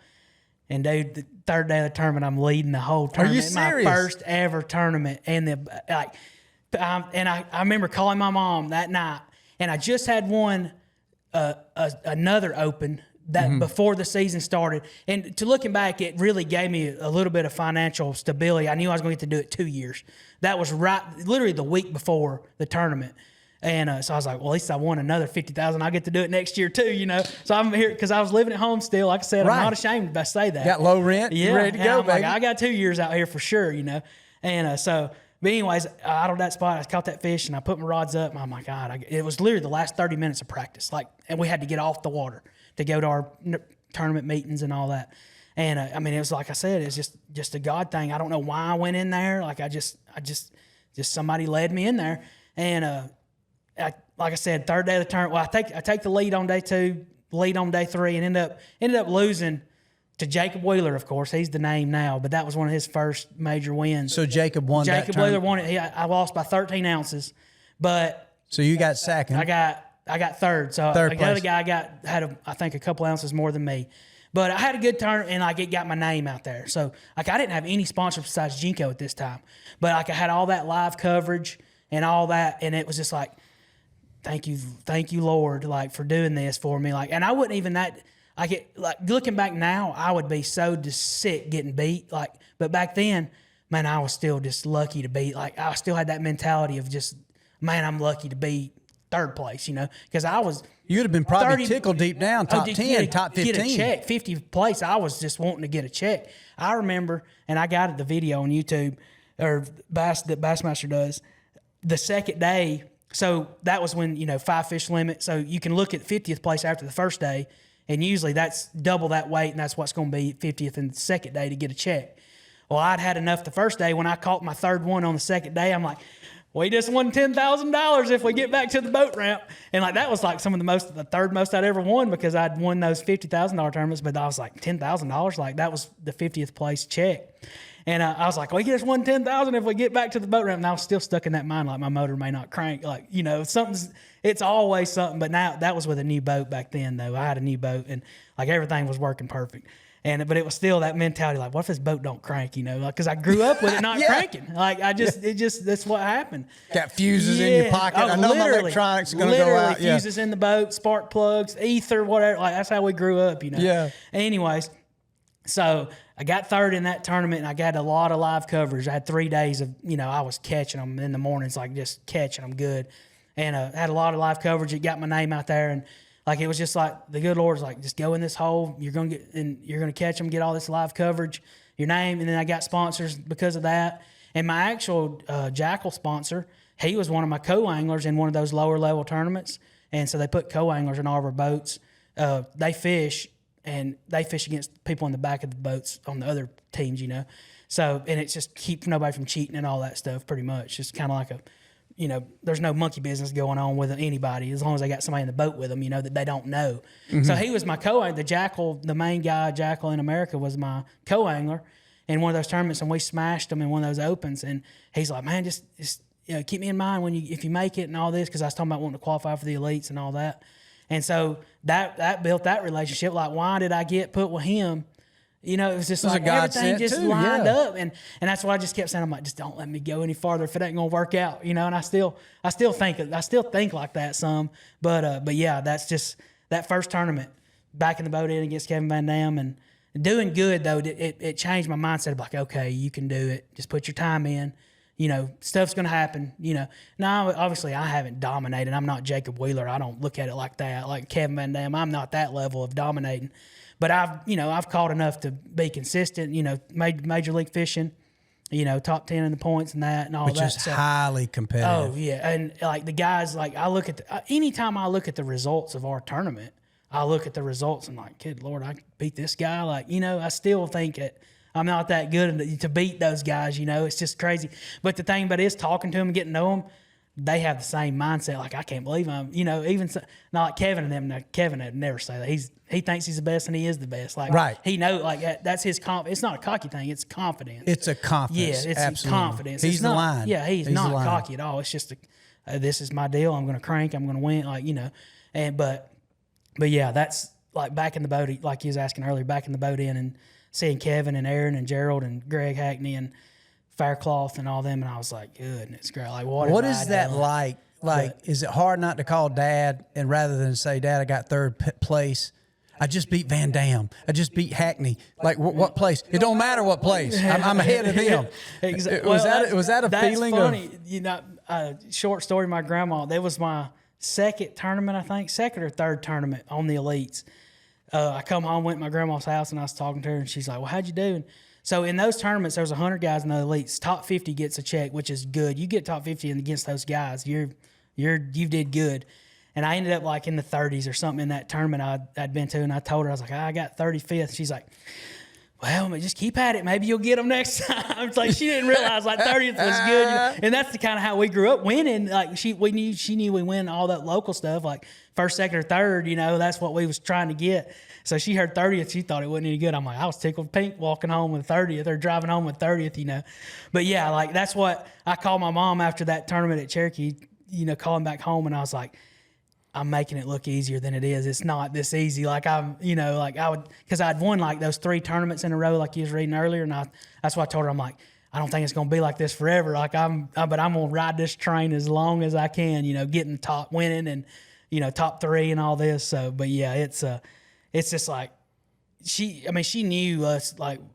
Kevin Van Dam was the guy, you know, like when your mom was young. knew everybody knew Kevin Van Dam. Yeah, like she knew that's what we watched. Like, you know, it was just like just to fish a tournament against him. It's just like anything. He had that. But KVD had that kind of that Jordan vibe to him. 100%. Oh, he glows standing there like somebody that's. They talk about Jordan like he'll walk out and he's glow like Michael Jordan's glowing or like on the court. Yeah, he did. Kevin's to me like this is like seeing the best of the sport you love. Like, he had that with me, and I wasn't even a professional angler. I mean, I'm just I fished when when they what I fished. I always said I fished when the fishermen told me they were biting locally. Yeah, like where it was some of my black buddies that was just catching bluegill. Like, hey man, you need to get down in the bluegill. Like, oh. I'm going tomorrow. Yeah. I'd catch myself going to the bait store. But it's funny. I was even like somebody like Jacob Wheeler. He's certainly just been dominant. And I've always thought too, Jacob, I know you're good friends with Lucas Black over there in Alabama, the actor. Yep. Love that guy. I'd love to get him on the show because I always thought he's just such a unique character. And Lucas he'll definitely. What an amazing actor too. Dude, and I've always thought, I see nicest guy in the world. He seems like it, man. And you can tell he loves bass fishing. Like that is his whole escape from I wouldn't say escape from reality, but you can tell he loves the simple things in life. But yeah, man, I don't know, those characters y'all around and all the personalities. Is there any of that? Is there any smack talking enough of intimidation to where in the pre-fishing, is there any little bit of mental games played? Kevin with you guys? For sure does it. Well, he did. He's retired now, but like I've heard stories of how he would definitely he had him beat when they pulled up in the parking lot. You know what I mean? Yeah. Like, he had that much. But I mean, obviously he was good. Like he dominated a lot that for several years there. But yeah, like there's definitely smack talking, but it's it's an all in good fun. But once that, like you said, once that boat gets back in the water, they're there to take your lunch money. So, well, even everything's so communal. Yeah. Like you guys are, after the practice, a lot of times Yeah, y'all they're run staying over here to together, where there's Red Lobster and getting something to eat before that night before the tournament starts. And even in the pre-fishing, is there any like somebody that literally is not on nothing that pretend that like I'm on them, or vice versa, they're on them, but then they're poor mouthing like in your mind, like I've got the holes. Yes. They're like, man, where you at, Jesse? You found some holes. Like, man, I don't know, man. I ain't even caught a fish. I didn't even get a bite. But it's kind of like turkey hunting. Like, what'd you hear, man? I don't even know if I. Is it season yet? I think these guys are right, man. The turkey's on a decline. I ain't heard a turkey nowhere. Yeah. Is there a little bit of that? It's all poor mouth. Like, Everybody's if you poor listen mouth. to them, you're thinking, oh, it ain't going to take but 10 pounds to do good. If you listen to those, and it'll be 40 pounds. And I'm like, y'all lost y'all's mind. But I learned that real quick. I got Matt Lee. I roomed with him when I started off. He's like, I tell you guys not to pay it. He's like, some guys, they'll say they're biting better than any lake we've ever been to, and they'll end up being dead last in the tournament. He's like, don't listen to them. He's like, listen to the guys that are poor mouthing it. They're the ones that's going to be catching them most of the time. But but to be fair though, like we practice, and like I said a while ago, you catch one, and then you have to run from it because you don't want to wear them out before the tournament starts. So a lot of times the guys they're not necessarily lying. They just ain't pressed. They ain't pressed that area yet where they got 2 bites. They could say, oh, man, I got 2 bites in one area. I'm going to go there. Well, they go there and fish for 4 hours and get 15 bites. You know what I mean? So it really, a lot of times it ain't them lying, but there is a lot of poor. I was going to say, because I would imagine, and I remember being in these conversations with Mason when he was fishing just the college circuit. And, it got very competitive even in that, very competitive, even the high school level. But I do remember those conversations. It's the first time it hit me that, wow, this is a game of strategy where in some cases you might think, dude, if I can catch a 12-pound bag or 10 pounds, that meaning do you go safe and try to catch fish, or is it going to take a bag of big fish? So based on some of that, theatrics that are talked about in that pre-fish and that communal first night before the tournament, you might thinking, I feel like I can go catch a bag of keepers. Is it going to take a bag of consistent fish, just solid fish? Or is it going to take, 4-pounders, 5-pounders to win this tournament? So based on that morning of launch, you're thinking, all right, I've got to not just catch fish, I got to catch big fish. And then you get back like, dude, I should have just went for my – is it safe to say that some tournaments you can play safe? Or are you going for it? Like when I know you're going for it every tournament. So in our deal, like you have to like in every fish counts. There's not much to like you got to go for. You just got to go big because you got to catch a lot of fish a lot of times. Mm-hmm. Now in 5-fish tournaments, there was times where you could go fish for 12 pounds and usually about what's going to be the cut weight, like 50th place to get to make the third day. Based on that lake, yes, just that the time history of it. Yeah, usually So there was it's always a dilemma. Do I go see if I can catch me 5 good keepers, or do I go throw this big glide bait and maybe I get 2 big ones and then get 3 more keepers along the way, and man, I'm in 4th, instead of 34th of just going and catch a limit. But if you go to that glide bait and don't catch those 2 big ones, you're in 85th. So it's always that dilemma of like, what I do I try to swing for, they call it swing for the fence. But like on the professional tour, you almost have to swing for the fence every time because everybody's so good, especially with a forward-facing sonar. If you don't have a great bag of fish, you're not ever going to have a chance to win. Like you may get a check, squeak out a check or something, but if you're not 100% trying to catch the most and the biggest every single day, you're not ever going to win hardly nowadays. Like it's crazy how good all the anglers are, how good the weights are of the fish. That like I said, that forward facing has changed a lot, and there's really no laying up hardly now. Like every now and then, if you know the lake really well, like if it's your home lake, there's a such thing as, okay, I know I can go here and catch me 13 pounds real quick and then try to cull up to 15 to 16 or whatever. But like when you're on a lake you haven't been to, you don't get to, there's really not much of that. It's like you got to go for it. You got to go for it. There's not much laying it up and going safe. And it's always a dilemma, and to try to decide, am I throwing this big bait to try to get a bigger bite and all that. I mean, that's a whole part of tournament fishing you're looking into, but it's a whole different story. We could do a whole podcast on just, the mentality of fly fish and trying to get a big one and all that. But it literally depends lake to lake a lot of times, and then if it's your home lake, like I said, you can go catch some on this point and catch a good limit. Yeah, you do it, and then you go for a big one or something like that. But probably a completely different strategy to a degree, even though you're going big, say the MLF, which is super entertaining. And I know some of the old school bass fishermen, I've heard the conversations like, oh man, I wish I'd go back. I like the old format of this format. But I know from an entertainment standpoint, I personally really enjoy watching MLF. And there's another thing that I find intriguing. And of course, through social media, now there's cameras, cell phones everywhere, to where they've exposed some of the cheating that had went on. Like the walleye fisherman that was putting those weights in and holy cow, and it hit me. I'm thinking, well, it makes sense that you think about when you're, even out in Vegas, they got cameras on every table, from horse races to sports.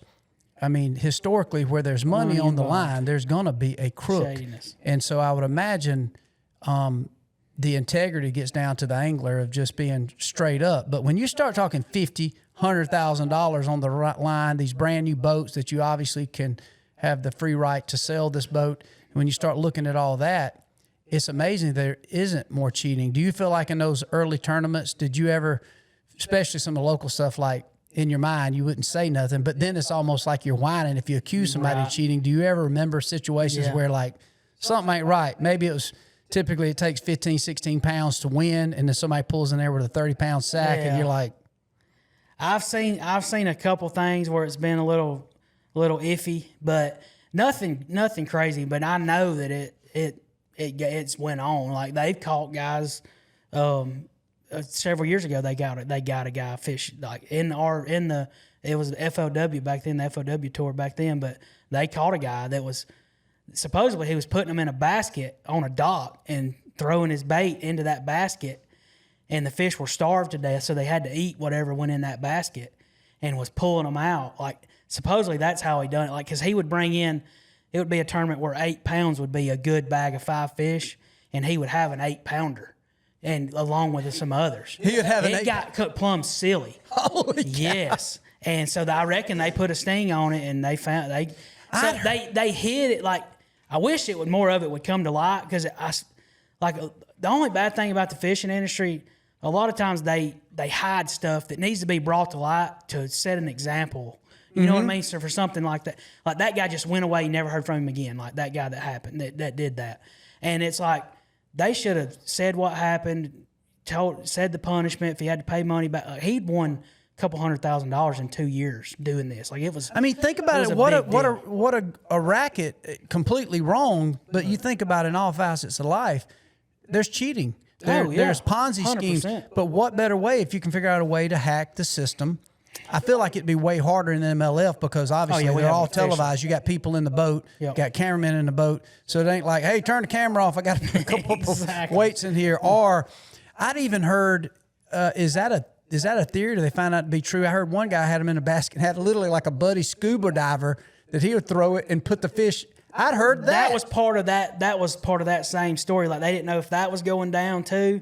It's been both, like a little bit of both. Like they say somebody was there, and then there's also the bucket that you could throw a bait in and then it lifted up, like the lid lifted up. Like it was like they said that was cutting a T, and the bait would go down through it. And then when he'd hook the fish, they would fold up and then they would close back down. Holy cow, so a pretty crazy contraption. That's what I heard. That had to have been what was going down. Bro, don't put it past a redneck to figure out a way to come up with some gadgetry to do something like that.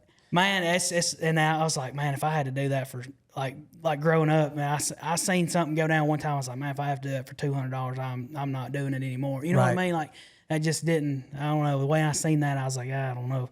But yeah. And then on the other flip side of that, and I know you've been part of that, specifically these tough lakes like Smith Lake, to where you could probably feel the sense to where you went out there and just crushed it, and probably looking at you like, how did he just? Oh, I guarantee you when we first started, there was because we the first year, like I just looking back, like we'd fish these tournaments with these local guys, And the first year we just got our teeth kicked in, like, because we'd won on this little club, we did good. And even on our home lake, there was like different stages. Like you go to this ramp, this is where all the best anglers were, you know. And so we showed up down there, and like that's the only way to get better is fish against people that are better than you. That's the way we always looked at it. Right. And so like you knew you either had to catch them or you was going to get last in every tournament. And we started winning like the second or third year down there. And I'm like, I wonder if they think like who's this young kid? Who are these two boys? You know, we were still right out of high school, you know.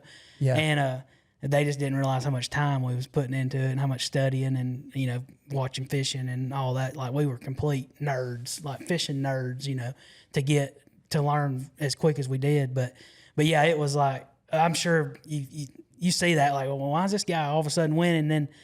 But yeah, you get that, you hear that all the time. And they've caught people getting them out of baskets and stuff. I was going to say, I would always thought it hit me the other day. I got my neighbor who's got a couple little, they're just ponds, but you know, they're 4 or 5 acre ponds. And if that's considered a pond, that was a lake in my mind, but he's restocking it with big female bass. And so he's taking all the fish out of there, and he had these giant bluegill. And I got this little old pond, this wet weather pond. And I said, man, do you mind if I come here and catch some in bluegill? Cause I'm just going to catch them and put them in a basket and then take them over to my pond. It's my neighbor. I mean, we're half a mile apart. And, I literally went to Amazon and bought this big floating basket, and I was catching these bluegill and just throwing them in this basket. And it hit me because it's a plastic like basket, and I took all those bluegill, and they'd been in this basket 4 or 5 hours, and they didn't have a scuff on them or nothing. I thought, it just hit me. I'm like, dude, you could buy one of these baskets, and you could put 4 or 5. You could go pre-fish and catch 4 or 5 fish.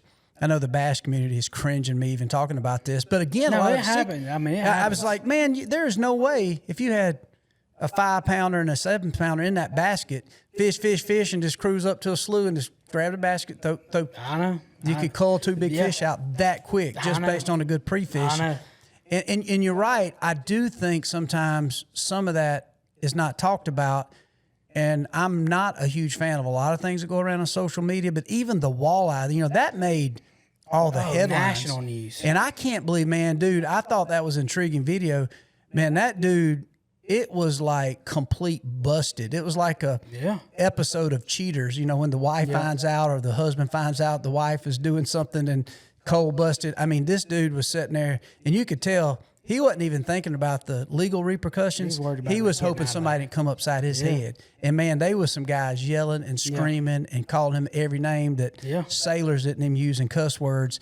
And, of course, he disappeared.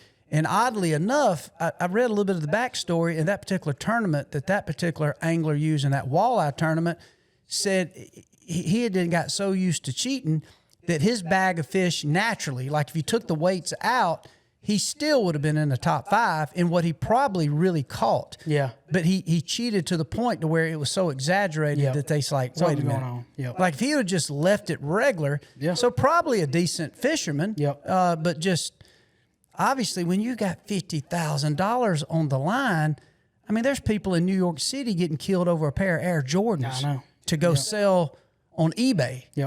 So if somebody will die over a pair of tennis shoes in L.A. or New York City or some of these places, and you look at organized crime, I can't believe the mafia hadn't got involved in bass fishermen. I really, it really is amazing. And so I don't know. I've always found that intriguing, and not that it needs to be concentrated on, but I've always thought, wow, not only have a lot of respect for these anglers to go out there and do it, but I can't believe some just complete hack ain't come in there and figured out a way to scam the system. But so far they've kept it. But I do wish the organizations would expose and really show them as to what they really are, because again, the consequences has to be severe. Because when you spend that much time away from your family doing it straight up, and you got somebody that could be doing that. And speaking of one topic that gets crazy controversial, and I feel like the fishing industry, from the pros to even your recreational fishing, the live sonar, like in hunting and fishing, I always call it, I think I labeled them the Pharisees of hunting and fishing, to where everybody puts himself on a certain identity of here's how you got to do it. And if you did it another way, you know, you wasn't worthy or it wasn't honorable. And obviously I see that all over the place now, to where the fishing industry and the duck hunting industry specifically, it literally feels like the Bloods and Crips, to where like people are ready to fight, and you either in, oh man, well, you hear somebody that wins a tournament, or you hear somebody locally that's a good stick. Maybe they're a hammer on certain lake. Well, I mean, he's got live sonar. Forward facing sonar, whatever it's called, and live scope or whatever it is. And but what's your take on that when it comes to how do you feel about the live sonar? Is it affected the tournaments? Is it affected a lot of the controversy around the tournaments? I mean, obviously it seems like it's here to stay. Yep. So I love this. I mean, this is I love these subjects because it is controversial, even though it's not, but it is. Yeah, and I grew up without it, and so I learned fishing without it, so I can feel like I can speak on fishing without it. Like, obviously, if you grew up and only used it growing up, like the kids now, like in the early 20s, they started fishing with it. It come out in like 2017, 2018. So it's been almost 10 years since it's been. The actual first version of it come out in 2015, and the first forward-facing sonar was in 2015, I think. And so it's been over 10 years it's been out. So it ain't like it's come out yesterday. So some of those boys that grew up doing it are phenomenal at it. So, but I grew up without it, so I feel like I can speak on not with it. And now I've used it for the last 10 years or 8 or 9 years. But it's definitely changed the results of the tournament. There's no doubt. Like, you look at the results, it's littered with young kids that's using it. Like, there's no doubt. Because the young kids are pretty electronically savvy. Exactly. They just grew up with it. I mean, you can hand a toddler a cell phone and he knows how to open it within a few seconds and get to where he's wanting to go. Like, it's just the way it is. But I still love using it. I mean, I love it. Yeah. Like, it's like that little kid in me. Like, when you go fishing, what's your favorite part to do? Is catch a fish. Like, is it not? Like, it's like live bait. Like, live bait is legal to use if you're not in a tournament. Like, you can go out there to the lake tomorrow and use live bait, and it's perfectly legal. Keep 30 crappie, whatever the limit is on that lake, 30, 10, 15, 5 bass. We can use live bait, and it's not as effective as live bait is. Mm-hmm. And a lot of people want to compare it, like they think the kids they didn't earn it, which we have it on our boats. Like, every single kid has it on, every single angler in the tournaments have it on their boat. It's not like only the young guys get to use it. So that's when I look at it, I have to look at it as in, well, I have it on my boat. Why ain't I catching, these giant fish with it or whatever it may be? So it's hard for me to sit there and take away from the young guys that use it and use it effectively. But it's definitely had an effect, because even our rules now in our Major League Fishing is we only get to use it one period of the day. So we have 3 periods, and our rule is you get to use it one period. Now, you can pick your period you want to use it in, but that's it. So that's our rule. And so it definitely has an effect. And they say it has an effect on viewership too. Like, they just see that's the only negative I see in it is, like, if it's a tournament where it dominates, where like you have to be doing it, like they're not up shallow on the bank and they're out in deep water. If everybody's doing it, watching it kind of becomes boring or whatever you want to say, because every single person is doing the exact same thing with the exact same bait. Like, a lot of people want to watch these shows. They want to see a topwater blow up. They want to see somebody throwing a crankbait. They want to, I do too. I want to see that stuff. But I mean, I'm also a fishing nerd. And like, when I see them go to a lake and forward facing is allowed, like, I want to see the guys dominate with forward facing, because I know I'm going to go there with it, or I might get to go there with it, and I want to do the same thing. Like, because I'm all for catching the most fish I can and the biggest ones I can. I mean, I'm a redneck that loves fishing. I want to catch them all, So it's a tool that it allows to do that. But now the fish are getting used to it. Like, it's Mother Nature's taking over. They're kind of like your mojo duck on duck hunting. Exactly. Like, Yeah, they see that, they're like, okay, something ain't real enough, But now they've had that beam, like they see lures, and I would say, like, even on the lakes, like up north, smallmouth, like, it's still really good. But like, when it first come out, if you seen 10 floating, you could catch all 10 of them. They would all stay there and just catch them all. Yep. Yeah. Nowadays, if you see 10, you may catch 2 of them, because they've just got used to it. So people are thinking the guys are just going out and seining lakes with it and they're not. Like, you're still only allowed to keep 5 fish. Like, if catch and release really works, then catching fish out of 40 foot or catching them out of 5 foot, there's no different if you're telling me catch and release works. That's like, a lot of people want to use it as a conservation type thing, and I'm like, there's a creel limit. Like, you can only catch 5. What's it matter if you catch 5 shallow or 5 out of 40 foot? You're still catching 5 fish. Like, even if you're skinning them, 5 fish out of 40 foot is the same as 5 fish out of 4 foot. It's the same. So, like, that's why I don't understand. I don't get the conservation part of it. People hide behind that fact of conservation. And I think it's a cop-out, because in reality, I think there's a lot of jealousy, because especially you look at the bass world. I mean, very rarely do you hear people when's the last time any of us listening, or you and I have been invited, come over, we're going to have a bass fish fry. Exactly. I mean, maybe if you go catch a buck bass, I've done that a lot, especially over COVID, where I had a bunch of buddies around here that's got these trophy fishing lakes, and they're like, hey, man, get these little ones out of here. Yep. Look, get these little ones, throw them on the bank. If they're under 12 inches, well, in my just blue-collar raising, I was thinking, man, why would I throw them on the bank? So, I mean, I ate a lot of bass over COVID.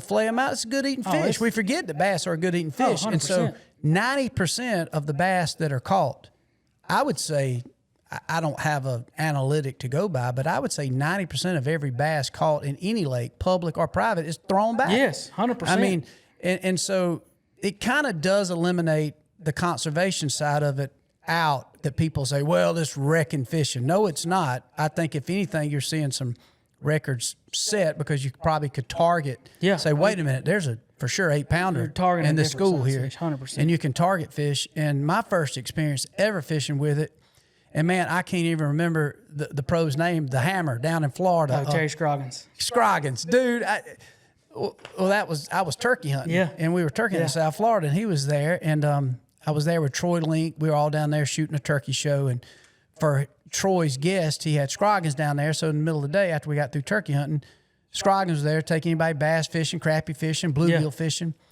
And man, my mind was blown, because what I'd always do when I'd get a camp like this, a lot of times I'd bring deer cube steak, and I would always take a night, and I would cook for the camp some wild game, or we'd kill turkeys and fry up some wild turkey. So Scroggins said, Waddell, let's go fishing. I said, man, I want to go fishing with you, dude. And he said, man, you want to go bass fishing? Or do you just, he said, man, let me just tell you something before you make a decision. He said, these crappie, it was March. He said, these crappie, some people call them crappie, sockeye, whatever you call them. I always call them crappie. Most Southern people do it. He's like, man, I got some creeks up here, and I got this live sonar. He said, we can catch a bag. And I said, bro, in my mind, I'm thinking, let's go catch a mess of these, and we can flay them out, and I'll cook them with this turkey. I already going to fry turkey that night. And I had never fished live sonar.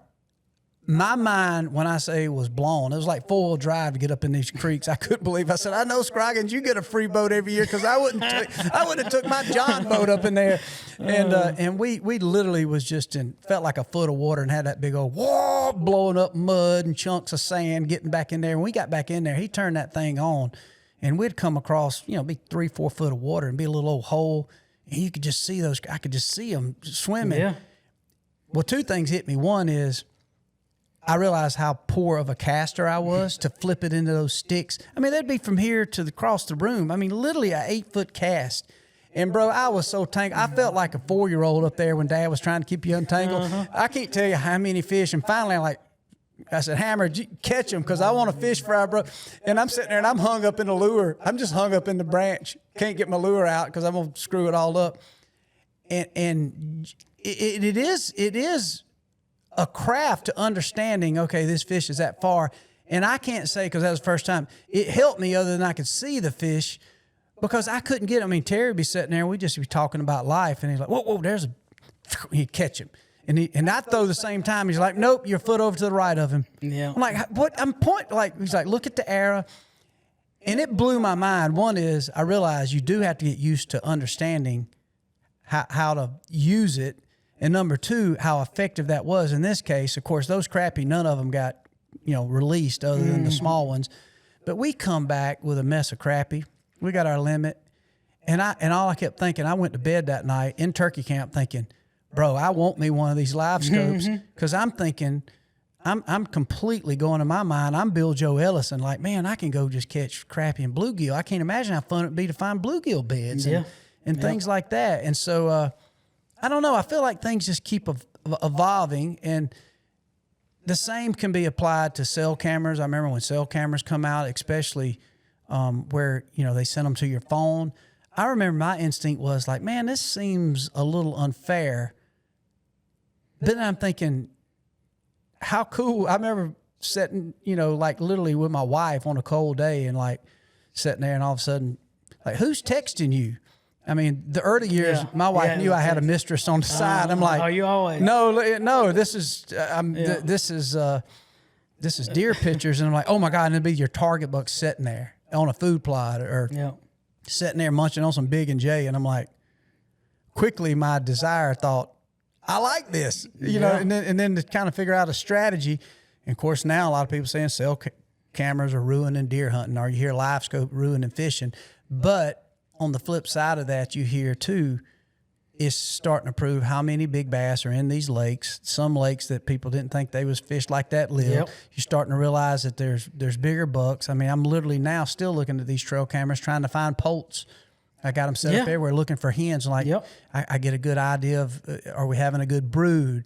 I'm seeing turkeys show up that I didn't even know I had in certain areas. So in one way, I can understand the controversy, but in life and technology, now you look at where AI is at. Where it will go, I don't know. But at the end of the day, you're not going to stop it. And I think it's unfair for people to sit there and just all of a sudden become the Pharisee and judge. Like, well, that guy, he's winning some, but he's using live scope all the time. Like, well, okay. Well, you got it on your boat too. But it's got, and this is where your humility comes in. I know that live scope ain't going to make or break you, because you didn't even get your first depth finder until 2012. I mean, this is right before you go pro. So you're instinctive, just feeling. And to these people who really are fishermen, and I can apply that to the hunters, there's an instinctive confidence that you just know. And you hide this confidence and almost arrogance, call it that KVD type of confidence, to where nothing's going to make or break me. But if you give me a tool, then I'll understand why and when to use it and when times can be tough. And so if you're depending just on that, but I think for the people who have the well-rounded idea of how to fish, instincts, and then they get a tool like live scope or the forward-facing sonar, it's just one more tool in the bag. It's kind of the same controversy where there's turkey hunting, like decoys or no decoys. It's like a true turkey hunter, if you outlawed anything, you're gonna get a kill. They're going to figure a way to do it. I'm convinced. If you all of a sudden say, hey, new rule, guys, no spinning reels, no bait casters, everything's cane pole. That's going to be a challenge. But I promise you, Jesse Wiggins is going to come back out there with a cane pole. You're going to have I can just see you with a shaky head around a dock with a cane pole, and you'll be freaking catching fish. It's exactly how I look at it. Like, the cream rises no matter every the rules. time. No matter hunting, fishing. I mean, the cream, the guys that put their time in and study, like, they're gonna. And it's the same way with forward facing. The cream rises with the guys that use forward facing, the guys that can read it right and know what they're doing. Like, the best of the best. Like I fish, like I said, I'm tired of the top 50 on Bass Pro Tour, and I'm nowhere near the best with it. But there's some guys that are the best with it on our tour in the world, I feel like. And, like, I'm not as good as them, but I'm not going to sit there and knock them, like, because they're good at that, because that's one of our tools, and they have learned to use it.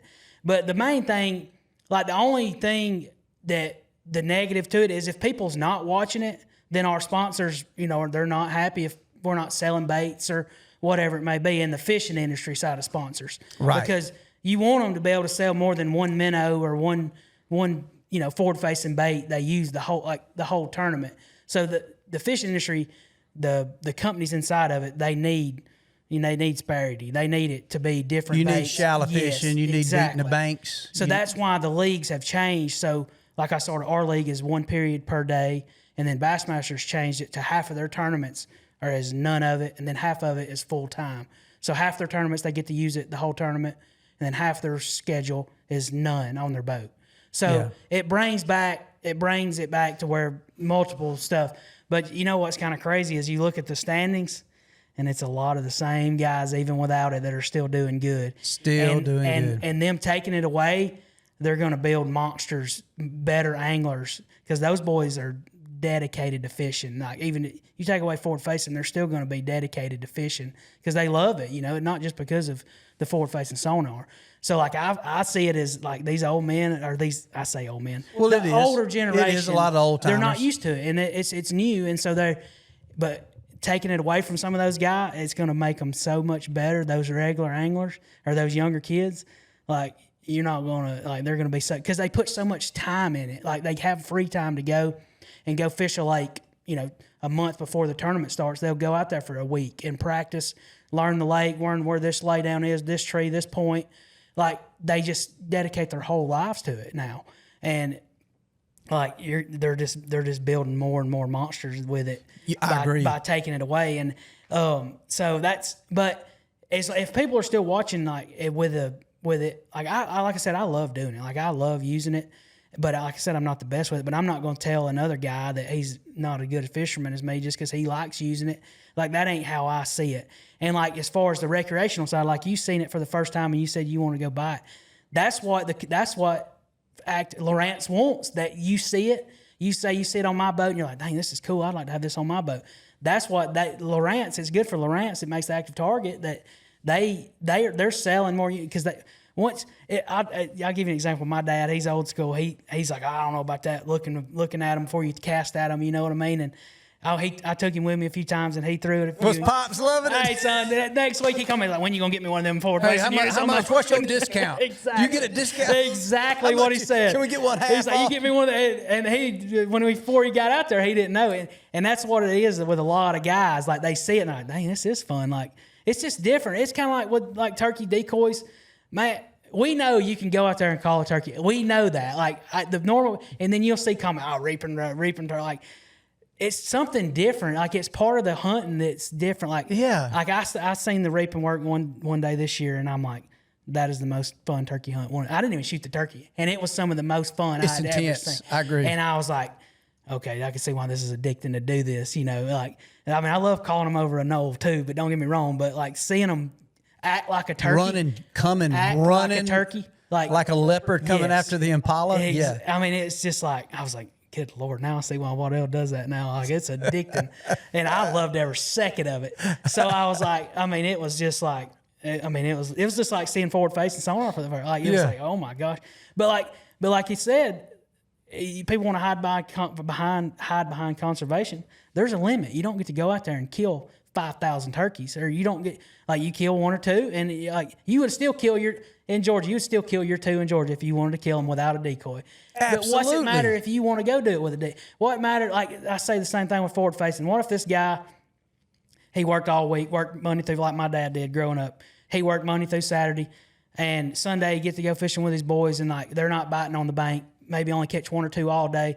But you take that forward facing, and you can go out there and use it for half the day and catch 20. We're engaged, we're catching them, and he gets to catch fish like on his day off.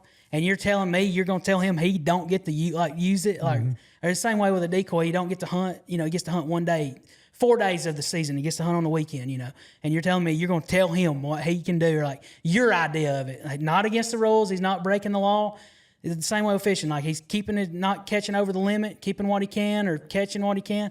You don't get to tell him what he gets to do with his time. Like, that's when I see those comments, I'm like, man, who are you to tell me what I'm going to do? Like, if I'm not breaking the, you know what I mean? Absolutely. And that's what I see that. And I'm like, I mean, I wish I had a horse as high as some of these guys that are on, like, even in the fishing industry. I'm like, you want to chill out, come on back down here reality with us. Like, you're not going to get to tell me what I'm going to do. Like, if I'm not breaking the law, you know what I mean? It's like, you're not man enough to tell. Like, that's what and the thing about it is, and they never hardly say it to your face either. Like, no, it's never. always in the comments. Like, never to your mom's face. basement type. It's the same. We see that because stuff deep in down, fishing. I deep down they think they know. And you said something. You're exactly right. All this controversy, whether it's deer hunting, whether it's turkey hunting, whether it's duck hunting, and how somebody does it, and you got the social media warriors or Pharisees of fishing, hunting, that sit there and condemn. Deep down, what they don't realize is somebody like you are, you can name even some of the old timers out there. You're creating, even these young guys, like this young man Nut that just won the Bass Masters. Obviously, he's probably mastered the forward-facing sonar. He's probably a stud. Matter of fact, I saw some clips of him fishing that tournament and some of the things he did, which I thought was very entertaining. And watching how, and just that excitement of, you really can't see it, but they see it in the cast they make, and they catch him like, this is, and their excitement. I found it entertaining to watch. However, what they don't realize is, as soon as you tell some young man it's an old timer, call it, whether it's one of the Lee brothers, whether it's you, whether it's anybody, and you get one of these guys that's a mentor of, say, that those guys are their mentors, and all of a sudden they're throwing shade on you. Yep. It creates a monster because, first of all, people don't realize, the people that do things at a professional level, the amount of confidence that they internalize in their competitive spirit. I don't necessarily even call it pride, because pride can be somewhat of a negative, but when you tell me I can't do something, I tell, in a good comeback I've got, and I have it every year, say at the turkey show, they'll say, hey, man, we got 5,000 acres, man. You ought to come up there and hunt with us. Now, Waddell, you ain't taking no decoy in there, and we ain't, you and Culpepper ain't coming with your reaping decoys. I'm like, well, why don't you stay at home, and we'll promise you can stay at home with our decoys. Just turn me and Pepper loose. Exactly. Like I was just, you almost accusing me of being gay, of hunting with a decoy, literally like a rainbow flag on your Instagram post. Yeah. But you wouldn't turn Philip Culpepper loose on your hunting property in Alabama. Not if you wanted to come just like over. If I told you, if I got this lake and I've been planning on taking my boys fishing and feel like they might get a first, 8-pounder, even if it's on a private pond, do you think for a minute I want you and Wheeler to say, hey, boys, I know y'all just bored. If y'all want to go over there and fish. No, because I ain't catching the fish the next day. If I said no live sonar, I got a 10-acre lake. It's got some good holes and ledges. I'm not letting you and Wheeler come fish. Why? Because I know enough about who y'all are to know that you're not going to take an element out of it that's going to stop y'all from catching fish. You guys hide that cockiness very well, because it's not an arrogance. It's the confidence that, all right, well, take this away. Tell me I got to catch them on a fly rod. Tell me I got to catch them on this or that. And you see the evolution in every industry. And even some of the old timers that criticize this, well, think about it in their times. Think about the first tournament Bill Dance fished, Roland Martin and those guys, the name, Roland Martin, all these guys. Think about the evolution. I remember I was a kid in the 80s fishing. If you had a white rooster tail, that was top. Like, bro, these bass just wear these out. And then next thing you know, you go and you see the banjo minnow, or you see a new reel that, Seven makes this, like, oh my God, what is this? I can cast, and the way I can set my drag, I land. The hooks, the different hooks that give you security that you're going to land this fish. Think about the evolution that we've all seen. And so that was controversial at its time, just a really nice spinnerbait, because it wasn't, literally like the Indians. Alabama rig. You remember the Alabama? Oh, the Alabama rig. And now you don't even hear of it. Yeah, remember that was the whole thing. That was cheating. Yeah. I can't believe they're not real fishermen using the Alabama rig. No, it proves they were fishing to understand the technology and the way schools work, that you can catch 2 bass or 3 bass on one lure. Why catch one? And so you had people that hate on it, but somebody was probably hating on Hank Parker, the way he mastered the spinnerbait. Guarantee you this, that ain't fish. He just taking a spinnerbait.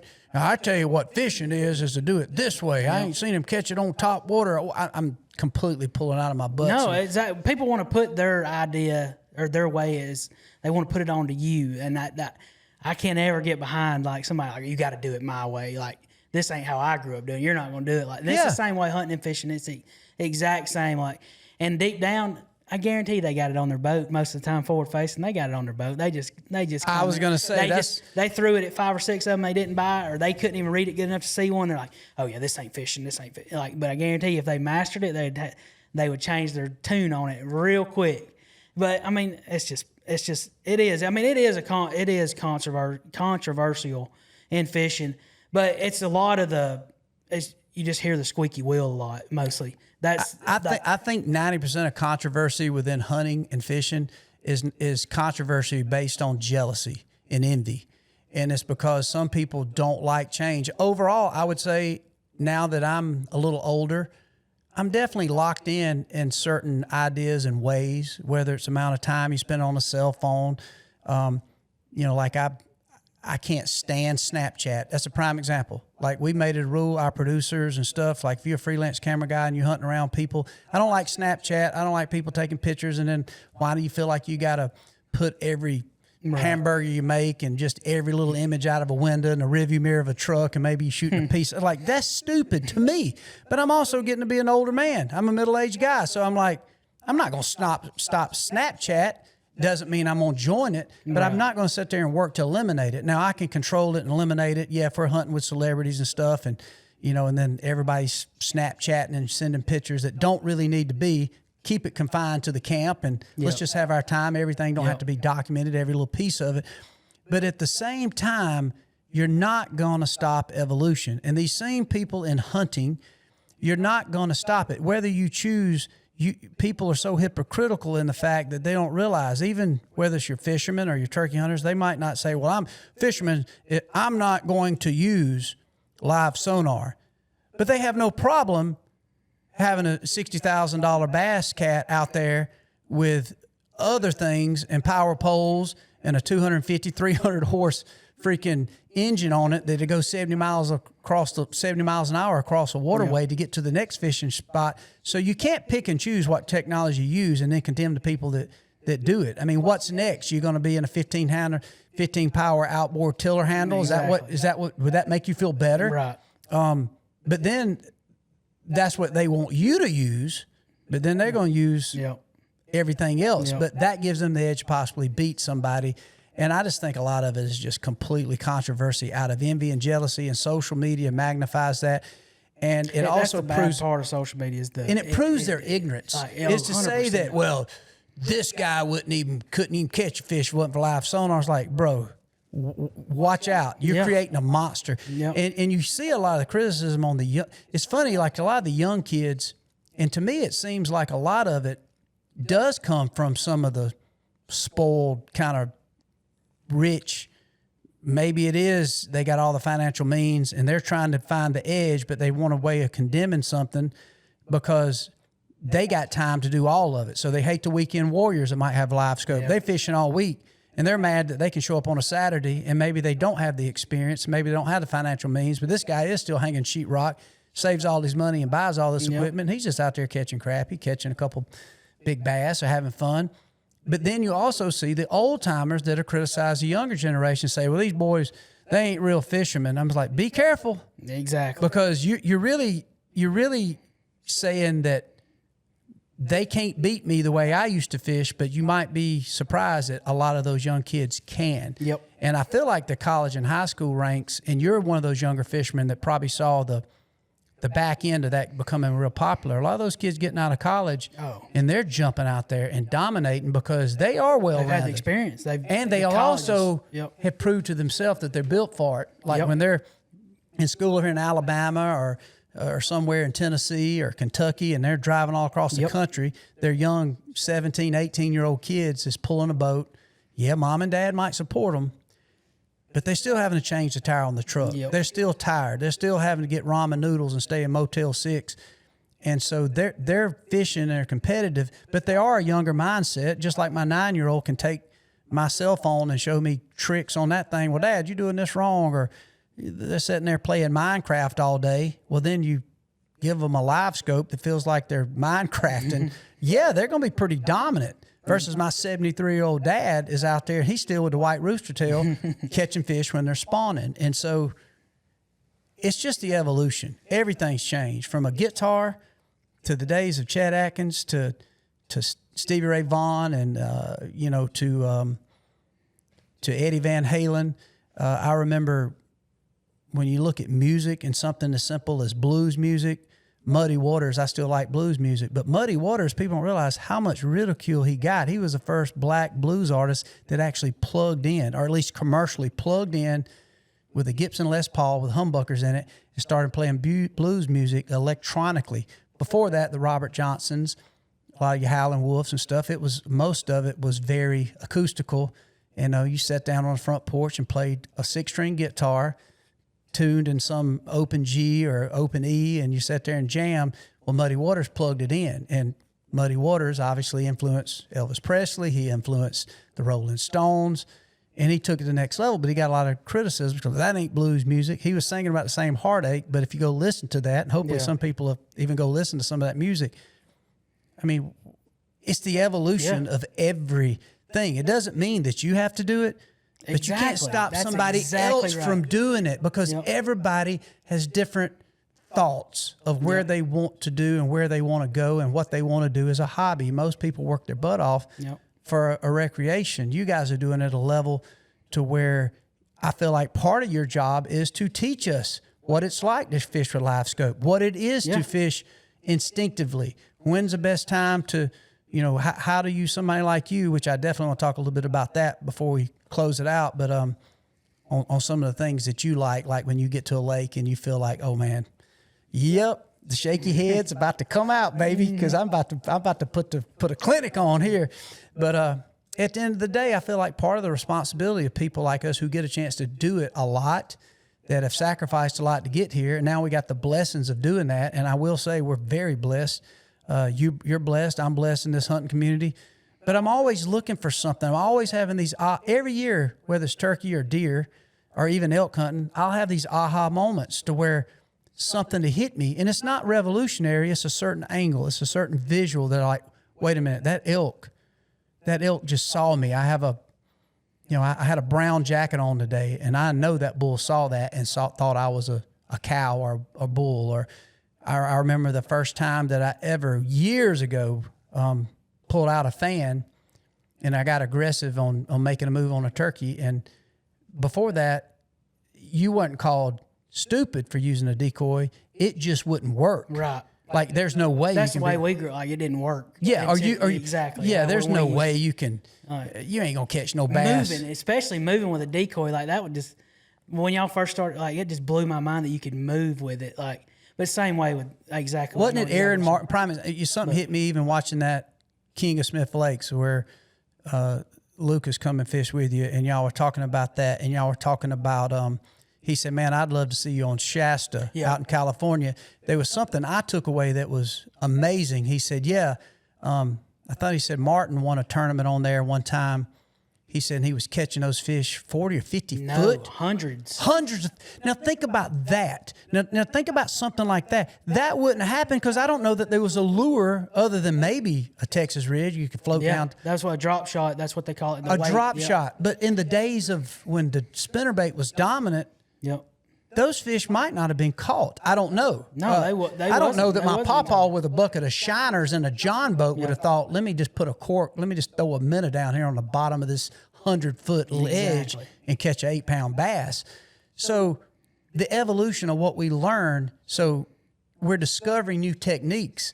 And so my idea is if we find these, I'm going to be mad at you in KVD or Wheeler or Hackney or Swindell if there's something you fish. One reason I'm looking forward to fishing with you today, I don't care if we catch a fish, but I'll probably wear you out because I want to learn things that I've never known and just to see certain things. Part of it is I can't lie to you, I'm so excited about fishing this evening. We're fishing a little private lake down the road and take whaling.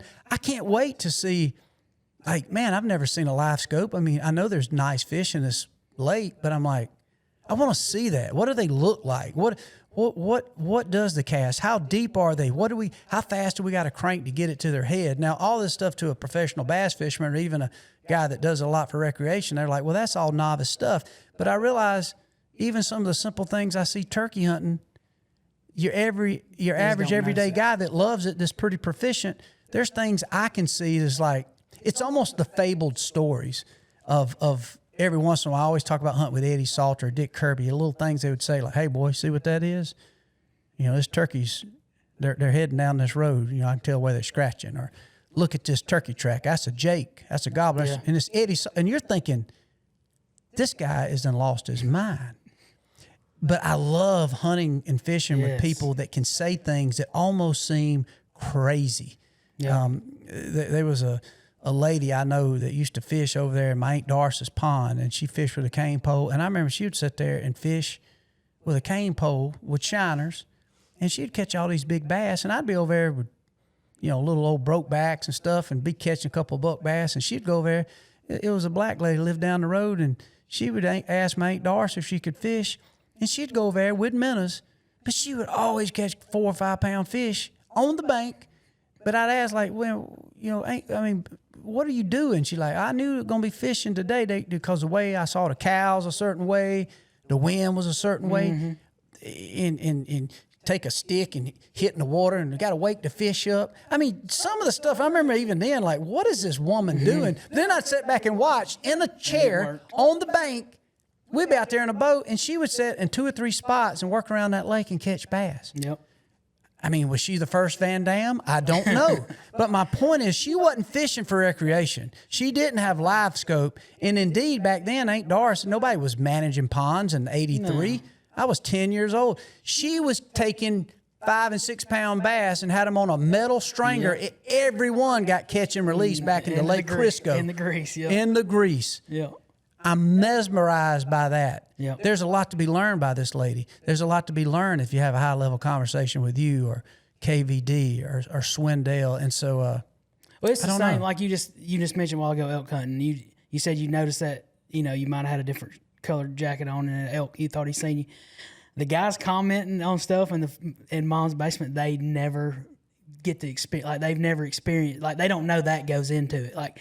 They just see you slinging an arrow, and they're like, "Oh, it was easy," it's easy, but they don't see what goes into that.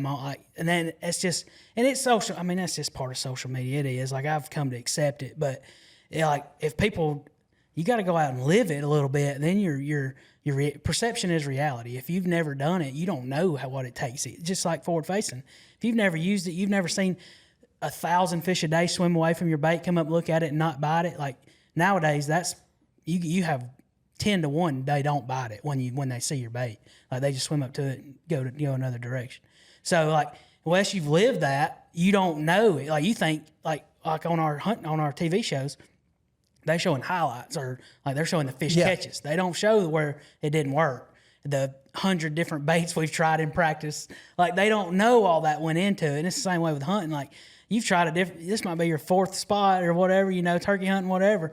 And it finally worked, and you finally got to pull the trigger. Well, they didn't know that you took 2 days or whatever. Like you've been out these turkeys for a week or whatever. Like it's the same way with those hunting. Like people think it's just given to you, like the same thing in fishing, and it's not. Like I feel like if people would go out and live it a little bit, they would.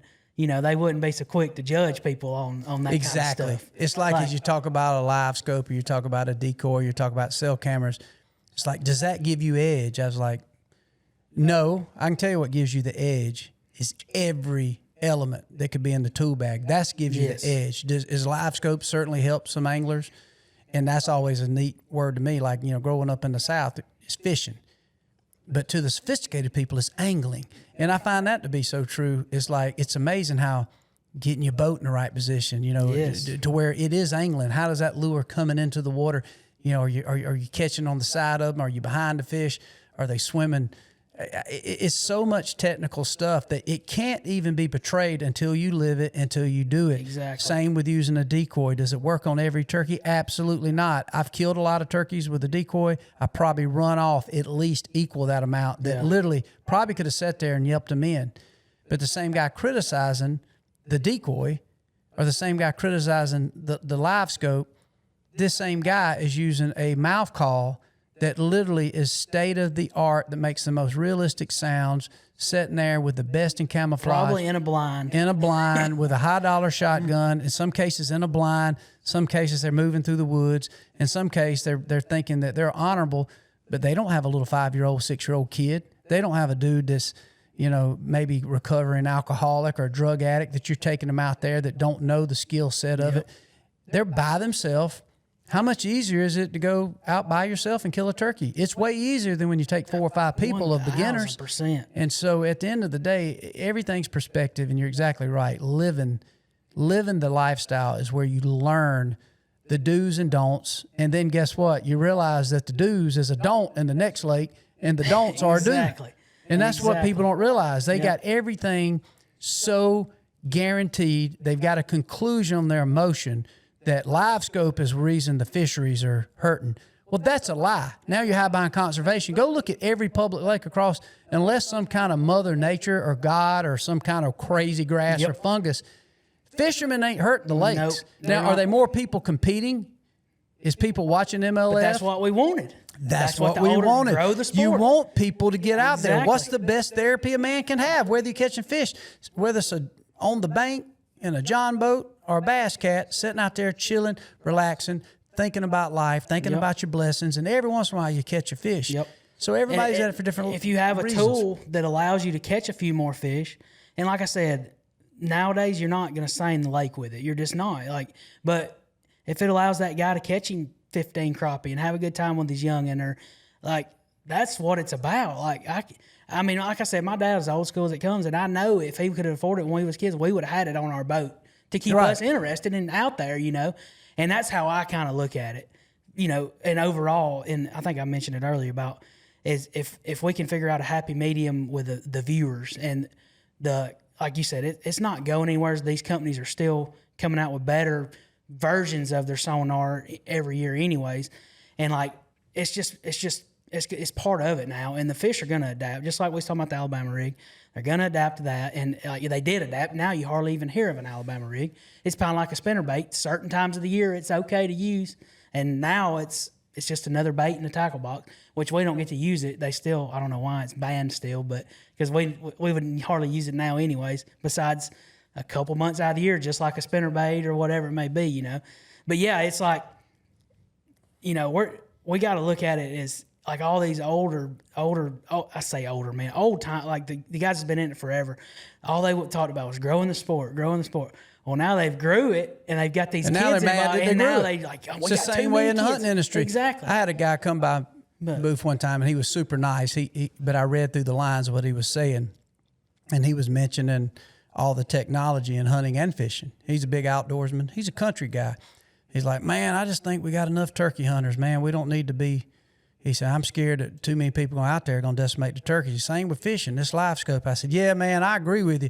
I said, I know what I do now. I said, I quit letting my kid watch fish and hunt videos. And I said, and all we do, I found some black market recordings of P. Diddy's white parties where they're doing all this cocaine and drugs, all these hookers in there. Exactly. And I said, I'm trying to get him into that because I don't want him out there fishing with live scope.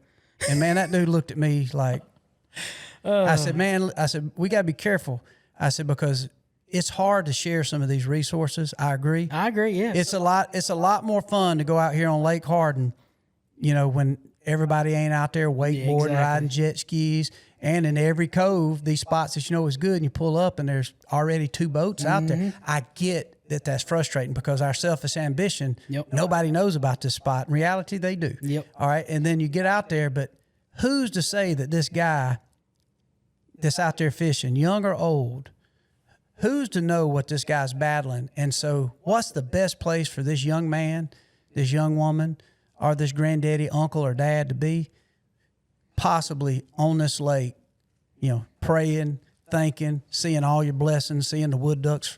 And I'm selfish. I get frustrated. Sometimes if your neighbor might kill your big buck, but guess what? The only difference was if I'd have killed him, my neighbor would be like, man, my neighbor killed my big buck. It's like, well, whose buck is it? Yep. It's really none of ours. Yep. It's just our opportunity and God-given right that we can go hunt and fish. And so everything's going to evolve. Everything's going to evolve. And so I don't think there's no way to slow that down. But one thing, man, and my son Mason's going to be excited about this, but tell me from a Jesse Wiggins perspective, because every lake's different, every weather situation is different. Whether it's clear water, muddy water. But when you get to a lake, and let's say you pre-fish, and I know that obviously, you hear the king of Smith Lake. I hear the talk of the shaky head, crankbaits.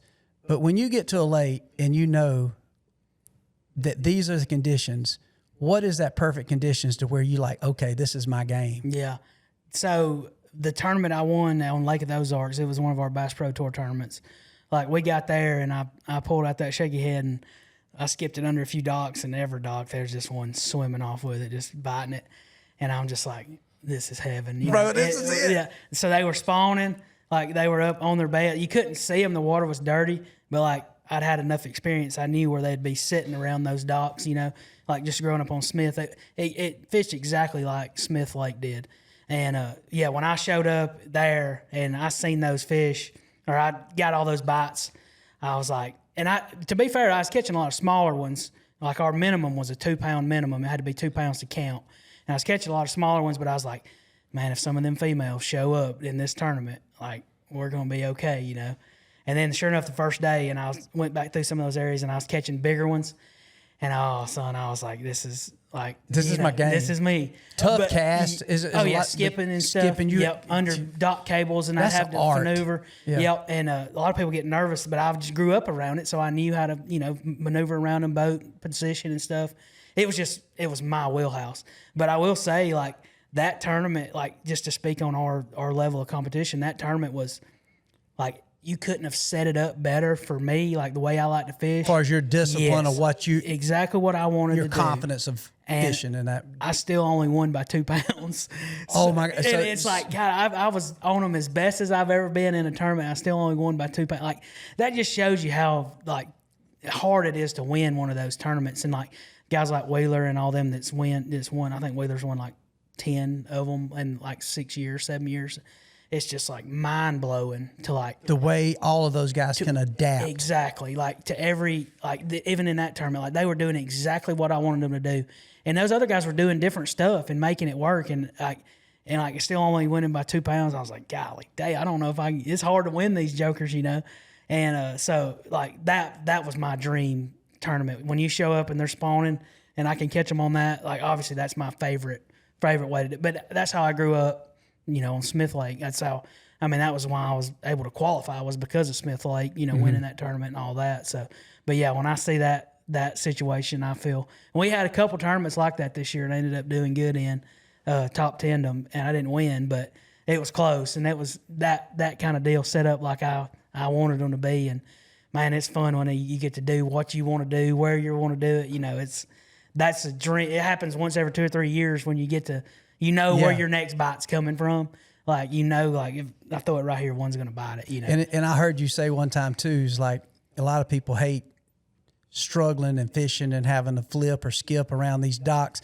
So your favorite situation, you see Aunt Betty's pontoon boat with a bunch of cables, and it's like, oh, you see cobwebs. Ain't nobody I know a in fish in there. The dock is there. Everything there. Recreation is there. But it's like not everybody's going to be able to get this lure in there. Now, I'm sure Wheeler and all these pros, they can cast. They 100%. Can get in there. But that right there is like, yes. You see them cobwebs like under that dock, like ain't nobody threw it in there yet. So that's ain't nobody knocked that cobweb off, not in the last day or two. Exactly. So that's what we look for on them docks, is you looking for spider webs and stuff where people ain't threw it yet, for sure. Because in our deal, fishing lake, like I said, fishing lakes you've never been to, every single bite matters. It's just a constant battle every day to catch enough to do good. So you're looking for any kind of sign, signal, you can find. But when I get to throw that shaky head, I am known for it. But that's what worked at Smith, so we just threw it. Do you like clear water or muddy water? It don't matter now. Like if they're biting, I don't care. Like my favorite is just a good mix, like just pretty dirty but not blown out and not too clear. But which that's probably everybody's, because they tend to be a little dumber when the water's a little dirtier. The fish are. They just can't see as good, and you can trick them a little easier. On those muddy water days, what colors work the best? So you're going straight red and orange and black, and blue. Yeah, like and like I said, it just like springtime, dirty water, big orange spinnerbait blade, big orange chatterbait, like orange crankbait, even red like the firetail worms. Yeah. So you're going clear on a clear water by rule. And again, I'm already asking fishing 101, but on clear, what are your basic colors? It's still just clear the water, clear the baits, translucent hard baits, translucent minnows, worms, like a green pumpkin natural. So you hear that pumpkin seed worm on a clear and muddy, that can work. Yeah, it can work either one. Yeah, that like green pumpkin is just a natural. I always say, everybody's like, "What color worm do you put on your shaky head?" And I was like, color don't matter as long as it's green pumpkin. That's all. That's what I always tell them. So, yeah, as long as it's green pumpkin, it'll work. Yeah, so you can take that to the bank for sure. Well, getting toward the end, there's a couple questions I want to ask. One was, in kind of as we're closing this thing out, what advice would you give a young guy, and even a guy that maybe knows and feels confident about their fishing ability, from a standpoint of getting started to get in tournaments, and they're kind of striving, or their goal is to get to that elite level? What advice would you give some of the young guys out there that's trying to get it started? Yeah. For sure, now the way it's set up with high school fishing and college fishing, it would be hard not to at least do some of that a little bit, because you're going to, especially if the colleges will cover your travel and stuff to the tournaments, that's a surefire way to get started. Start your high school and then go to college, and you can fish and get your degree and whatever it may be. And once you get out there, you may decide this ain't for you, like being on the road and doing it like. So you don't want to just, forget college and all. I wouldn't suggest that. But like if you grew up like I did, not a bunch of money, I would strongly suggest doing the college fishing route, and because you're going to get so much experience, and it's going to be on the college. Like a lot of these colleges will pay for their housing, their gas. They'll give them gas money. Like a lot of it's paid for. And so that's certainly a good route to take. And because, like I said, you're going to network, you're going to learn. You get with people, and this guy may be working for this company and this, and it's just a good way to meet people. And I didn't have any of that. Like college fishing got big right after I started. But really, I was already in college, and the college, it was just a little 2-year community college, so they didn't even have a fishing team. And it started about the time I was in college. So it was time I got out, I was already too late. But yeah, I would definitely start that. Now, but if you have somebody like they can, if you're fortunate enough to have a dad or a parents or grandparents that'll pay for you to be out there, man, you just got to be on the water. Like you have to just get in those tournament settings and get your mindset in that tournament mindset where it's competition. Like you trying to figure out, the next, go to lakes that you haven't been to, learn them, then get in tournaments on those lakes and just learn. Like that's if you have the funds. Right. Daddy can't buy you the trophy. He can just give you support. If he can support you to get out there. And like I said, I'm totally jealous. I wish I would have had it right. But because I felt like I had the work ethic. I just didn't have the money. But you do that. Get out there, fish tournaments. I mean, get out there and learn. And like if you start catching them regionally around your house, just work your way up. Even if you're having your bill footed for you, work your way up.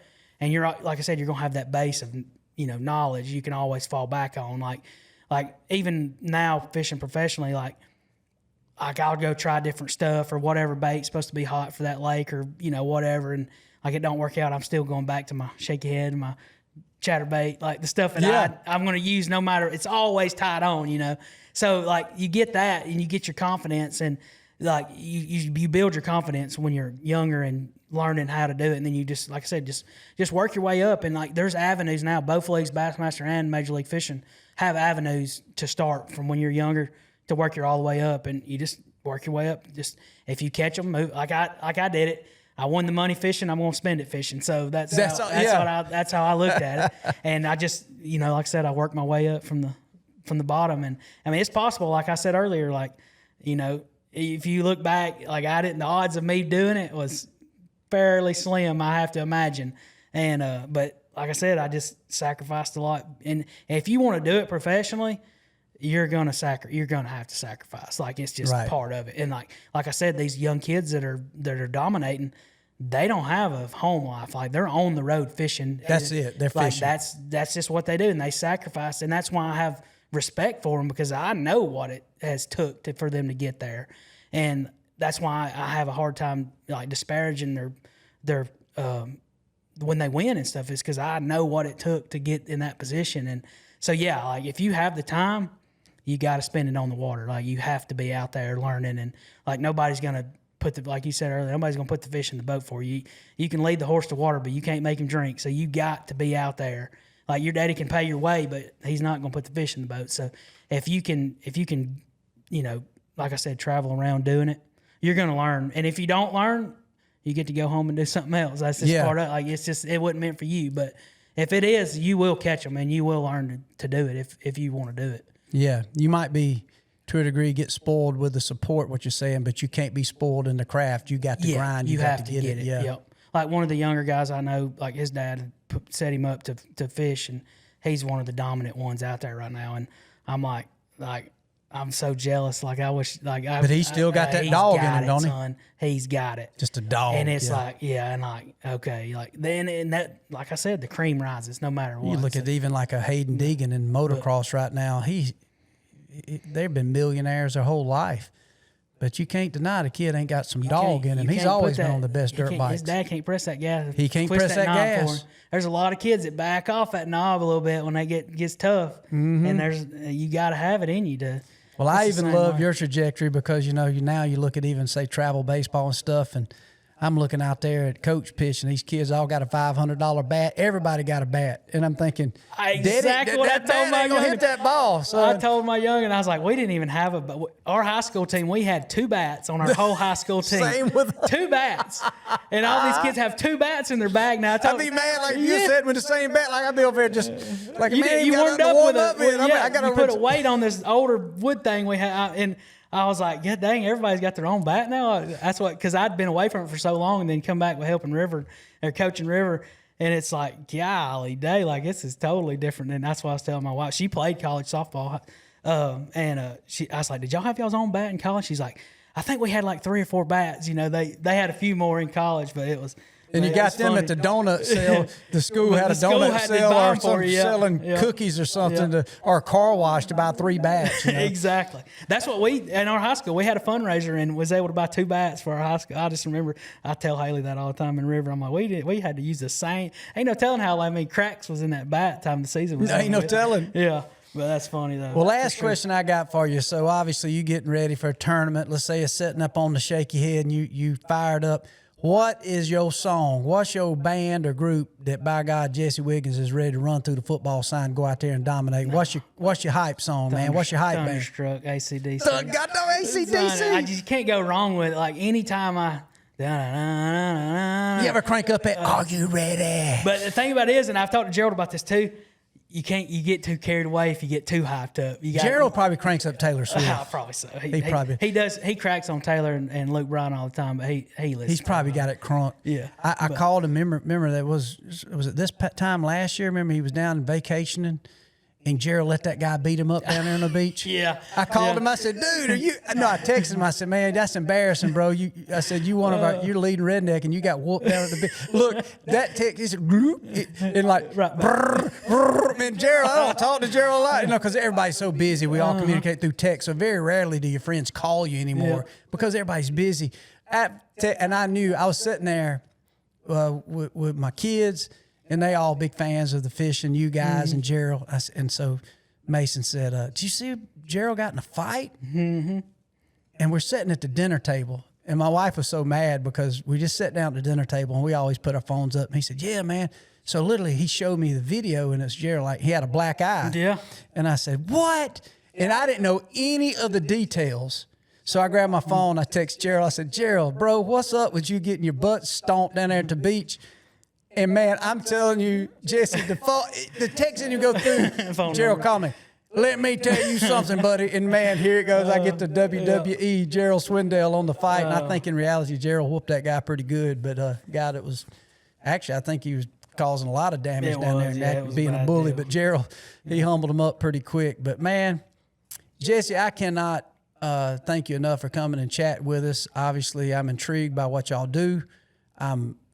I'm impressed by what y'all do. I know what it's like, not because I've done it, just because at these hunting shows, I've been around a lot of the bass pros. I know the sacrifice and how hard y'all work. And I'm, for one, know that there's no certain way that y'all fish that's going to stop y'all from catching fish.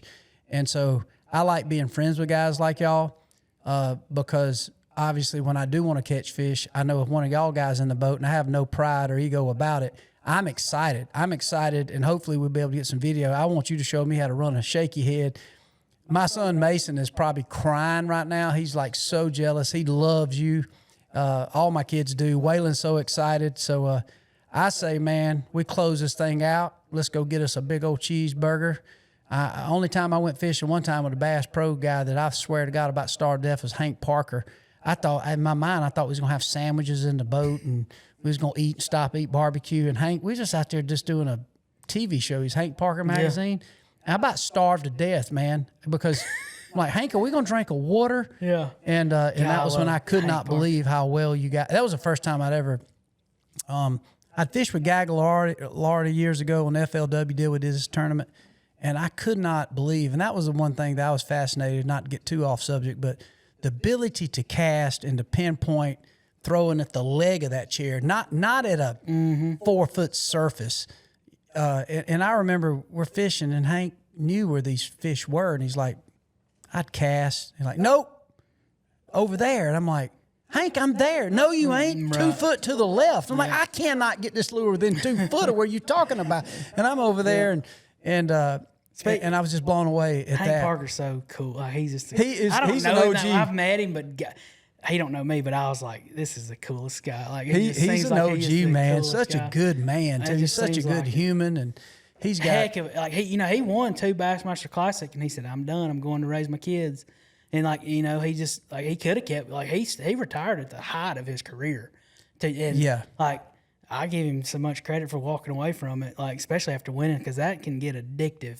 Winning those I can imagine, to win 2 real quick like that, and then him just going I've got 3 or 4 youngs to raise. That dude, I've turkey hunted with him, I've deer hunted with him, and I fished with him. There's only one speed, and that's pedal on the flow board. Even just recreational fishing. Hank has almost made me nervous to even go fishing with you, because I'm like, hey man, this is supposed to be fun, Hank. Oh yeah, a lot of people don't realize. It's like 3:00 in the afternoon. Hank, I swear to God, and of course, I'm fishing with a hero of mine.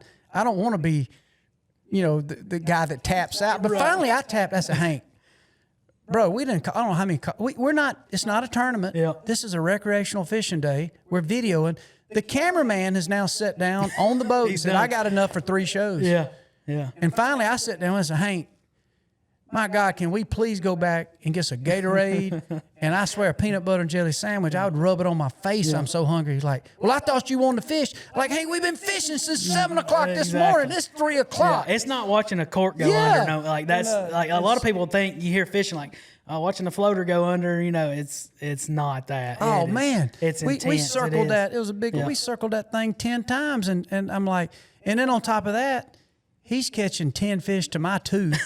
And I just realized that there's a whole level of what you guys bring to the table that's amazing. But Jesse, let's go get us something to eat. And I'm excited, man. I'm ready to get on that Bass Cat and cruise around. I can't wait. My son Waylon's pumped to hang out with you. And can't thank you enough for coming. And please give your family and your wife my best for giving you an opportunity to come over here and just spend a day with us. And very grateful, very thankful, buddy. And I'm very proud of you, too, of what you've accomplished. Like I said, you started literally from the bottom. You had obviously a great family to support you from the standpoint of love and patience to show you. But man, you just a blue collar scrapper that just as easily could be hanging sheetrock right now and be tickled to death doing it if that's what it took. But man, the way you've been able to take the American dream and catch fish and make a living and pay your family's light bill with it, to me, man, that's America, baby. That's America. And people can say, must be nice, and I can be the first to say, it is nice, but you don't know how hard it was and how unpleasant it was to get to that point. And I know I can say that on your behalf. You're too humble to say it, but proud of you, and I can't wait. Last thing in closing, and I promise we'll stop recording after this. What is the goal? What is your final goals? Because you've accomplished a lot. You're a young guy, and I feel like you got many years in you, but what is Jesse Wiggins' goals now? What's next that you would like to see for yourself to accomplish before you put the poles up and park that Bass Cat in the garage? Yeah, fishing-wise, it's 100% the Angler of the Year title. I've been kind of close. I've finished 6th, 5th, 6th a couple times. Got a little taste of it. So that's Angler of the Year is the ultimate angling trophy. Now, the Red Crest or the Bassmaster Classic is huge. Don't get me wrong, but the Angler of the Year is, you had the best year all year long, every tournament, So that's fishing wise, job wise, that's the goal is to get one of them and obviously Red Crest, the bow. Like, and I mean, you can ask all of us, and we'll say the same thing. But it is like it's what gets you up and every morning is thinking about that angler of the year. So that's my ultimate goal is to win that for sure. And then just life-wise is just trying to raise a youngin' to make him be somebody when he gets a little older, just have a good head on his shoulders. Because I worry about that constantly. Are you giving them too much? Not enough? Man, I know. That's a whole podcast, anyways. But yeah, it's just like if I can get him, be a good husband and be a good dad, and like I don't care if I ever won Angler of the Year. Deep down, if I accomplish that, I'll die happy, man. So you dang right. Yeah, and a good limit of turkeys in Alabama every year. I'm telling you. Maybe a couple white tails. I even got a turkey with a beard this year. That's what I'm talking about. Shooting a limit of doves out from under Gerald Swindell. Yeah, Gerald. I give it to Gerald. He's got a lot better shot the last couple of years. I was beginning to worry if he was working for PETA there for a while, but he's back. Yeah. I gave him his man card back. He's back. He's an amateur hunter. Yeah. Gerald's an amateur hunter. I'm saying that so I can get my call as soon as this phone call. Yeah. Oh, we love old Gerald. Love you, Jesse. And I will. I think your nickname should be where you got old Scroggins. He's the hammer. You should be the humble lion because that's what you are. You're the humblest, nicest. Talk to everybody. Zero cockiness, but in reality, I know what you're thinking. When that bass hits the water, I know you the lion, the humble lion, son. And when he sets his goal on something, I can't wait, man. When you went to that Angler of the Year, man, I'll be there celebrating with you, buddy, because it'll happen. Yeah, thank you for coming. Thank y'all for having me on, man. It's been an honor. I really mean it. It's awesome being here, and I appreciate it so much. We're big fans, man. Love you, Jesse. Thank y'all.